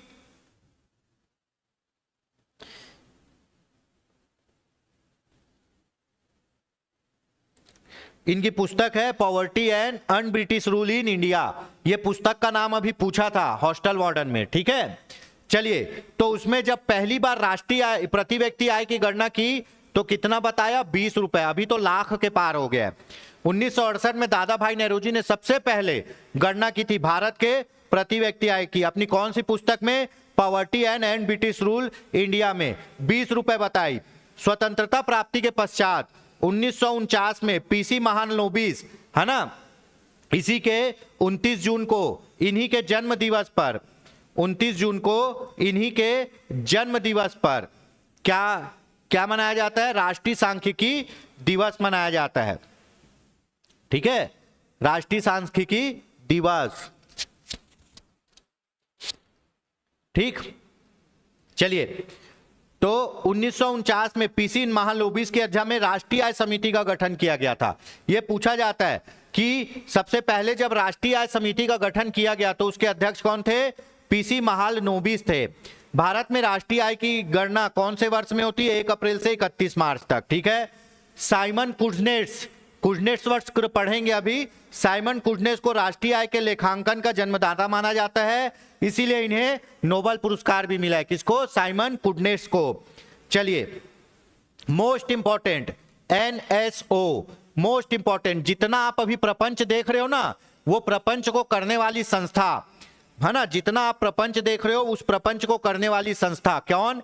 एनएसओ, नेशनल स्टैटिस्टिकल ऑफिस, राष्ट्रीय सांख्यिकी कार्यालय।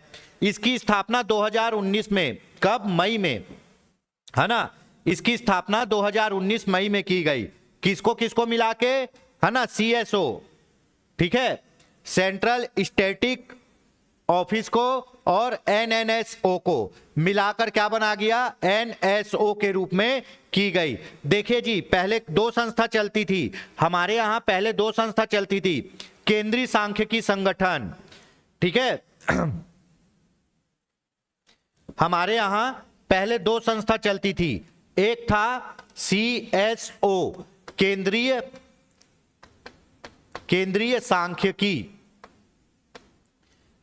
सांख्यिकी संगठन, ठीक है, और एक चलती थी एनएसएसओ। इसको क्या बोलते थे? इसको बोलते थे दोस्तों क्या? राष्ट्रीय प्रतिदर्श सर्वेक्षण संगठन, है ना, राष्ट्रीय प्रतिदर्श सर्वेक्षण संगठन। बहुत आराम से समझिएगा। 2019 के पहले क्वेश्चन आता था राष्ट्रीय आय की गणना कौन करता है, तो हम आंख मूंद के लगा देते थे CSO, केंद्रीय सांख्यिकी संगठन करता है। 2019 से पहले क्वेश्चन आता था राष्ट्रीय आय की गणना कौन करता है, हम आंख मूंद के लगा देते थे CSO, केंद्रीय सांख्यिकी संगठन। केंद्रीय सांख्यिकी संगठन का सहयोग कौन करता था उस समय? NSSO। कौन करता था? NSSO। इसको बोलते हैं नेशनल सैंपल सर्वे ऑफिस। क्या बोलते हैं? National sample survey organisation, sorry,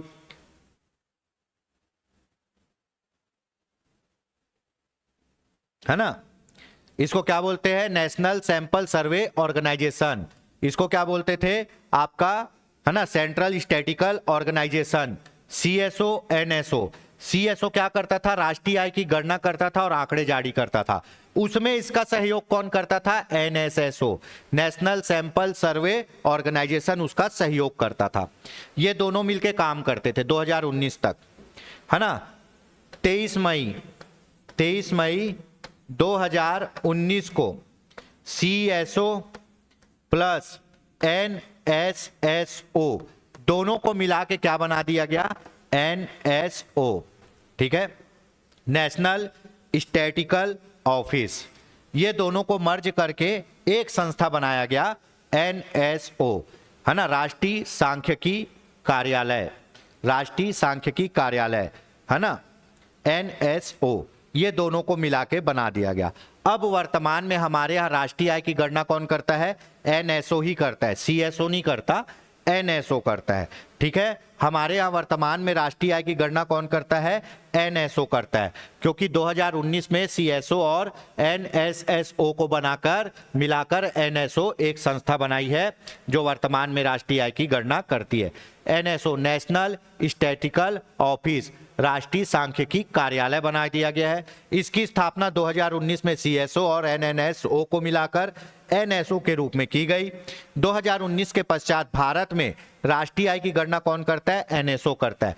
भैया अब भूल के भी CSO मत लगाना, अब भूल के भी CSO मत लगाना, क्योंकि हमारे यहाँ राष्ट्रीय आय की गणना कौन करता है?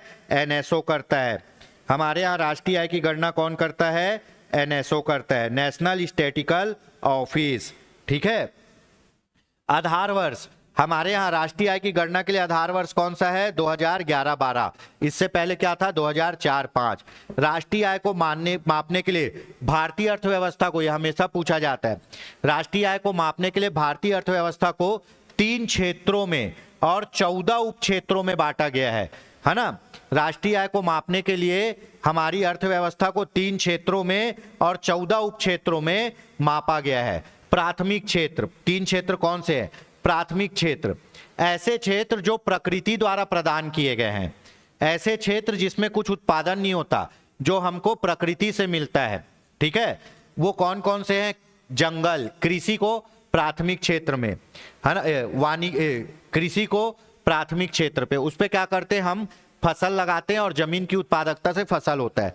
जंगल, पृथ्वी पे जो जंगल है वो। मत्स्य उद्योग, ये भी कृषि के अंतर्गत आता है। मछली पालन, खनन और उत्खनन, ठीक है, खनन और उत्खनन।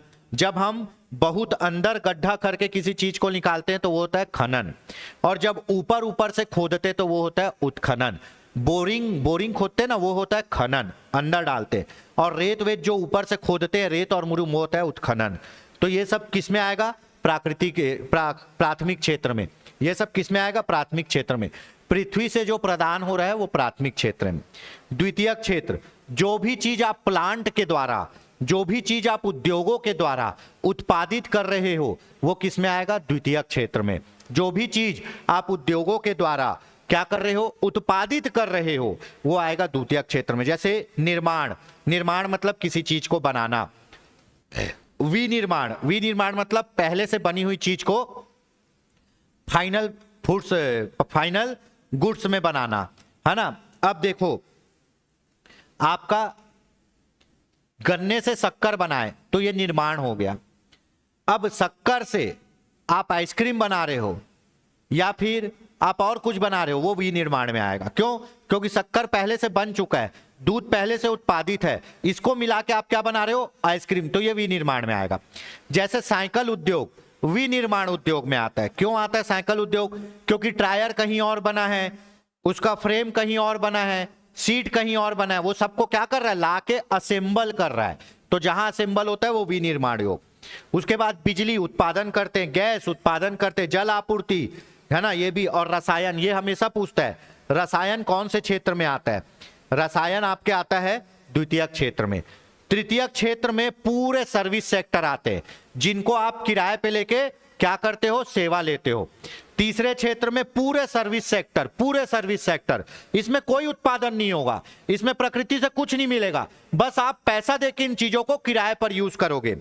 जैसे परिवहन, भंडार, संचार, आप रेलगाड़ी बुक करा के जा रहे हो, बस बुक करा के जा रहे हो, है ना, वेयर हाउस में किराए में लेके माल रख रहे हो। संचार मतलब मोबाइल रिचार्ज करा के कर रहे हो, ठीक है। व्यापार, जलपानगिरी, आप जब रेस्टोरेंट में खाना खाते हो तो देते हो ना सर्विस टैक्स। बैंकिंग, बीमा, बैंक पहले से बना हुआ है, आप उसमें पैसा रखने का ब्याज दे रहे हो, ब्याज ले रहे हो, है ना। वास्तविक संपदा, सार्वजनिक प्रशासन, अन्य सेवाएं, विदेशी क्षेत्र, ये सब क्या आता है? तृतीयक क्षेत्र में। जिसको आप किराए पर लेके यूज करते हो या जिसको आप यूज करते हो वो आपका नहीं है, वो है तृतीयक क्षेत्र। जिसको आप बनाते हो द्वितीयक क्षेत्र, जो प्रकृति दिया है प्राथमिक क्षेत्र, ठीक है ना। इसी में आता है, प्राथमिक क्षेत्र में आता है कई बार कृषि क्षेत्र। इसमें आ जाएगा क्या? उद्योग क्षेत्र। और इसमें आ जाएगा तीसरे में सेवा क्षेत्र, ठीक है। तो सेवा क्षेत्र में तो पूरी सेवा सर्विस आएगी। उद्योग क्षेत्र में आपका खनन और उत्खनन आ जाएगा। प्राथमिक क्षेत्र में, कृषि क्षेत्र में इतने ही रहेंगे, कृषि, वानिकी और मत्स्य उद्योग। क्योंकि गड्ढा खोदना या किसी चीज को खोद कर निकालना कृषि नहीं कहलाता है। गड्ढा खोदना या किसी चीज को खोद कर निकालना कृषि नहीं कहलाता है। इसीलिए कृषि क्षेत्र में खनन और उत्खनन नहीं आएगा। गड्ढा खोदना और किसी चीज को खोद कर निकालना एक उद्योग ही है, तो वो किस में आ जाएगा? उद्योग क्षेत्र में। जब प्राथमिक क्षेत्र, द्वितीयक क्षेत्र और तृतीयक क्षेत्र बोलेगा तो प्राथमिक क्षेत्र में खनन और उत्खनन आएगा। लेकिन जब कृषि क्षेत्र बोलेगा तो उसमें खनन और उत्खनन नहीं आएगा। क्यों नहीं आएगा? क्योंकि गड्ढा खोदना कृषि नहीं है, वो एक उद्योग है, तो वो कहां चल जाएगा? उद्योग क्षेत्र। प्राथमिक क्षेत्र इक्वल टू कृषि, द्वितीयक क्षेत्र इक्वल टू उद्योग और तृतीयक क्षेत्र इक्वल टू सेवा क्षेत्र, ठीक है। तो ये हो गया दोस्तों आपका राष्ट्रीय आय। होप सो हमने बहुत डिटेल में पढ़ा है और बहुत आराम से पढ़ा है, आपको ये समझ में पक्का आएगा, ठीक है। तो आज के लिए इतना ही, नए टॉपिक के साथ मिलते हैं कल। कमेंट करके बताइए कैसा लगा आपको ये वीडियो, अधिक से अधिक लोगों में शेयर करिए, जुड़िए, ठीक है। और बहुत बढ़िया से तैयारी करिए एनटीपीसी की। योगेंद्र साहू क्लासेस आपके साथ हमेशा इसी तरह बना रहेगा। जय हिंद, जय भारत, जय छत्तीसगढ़।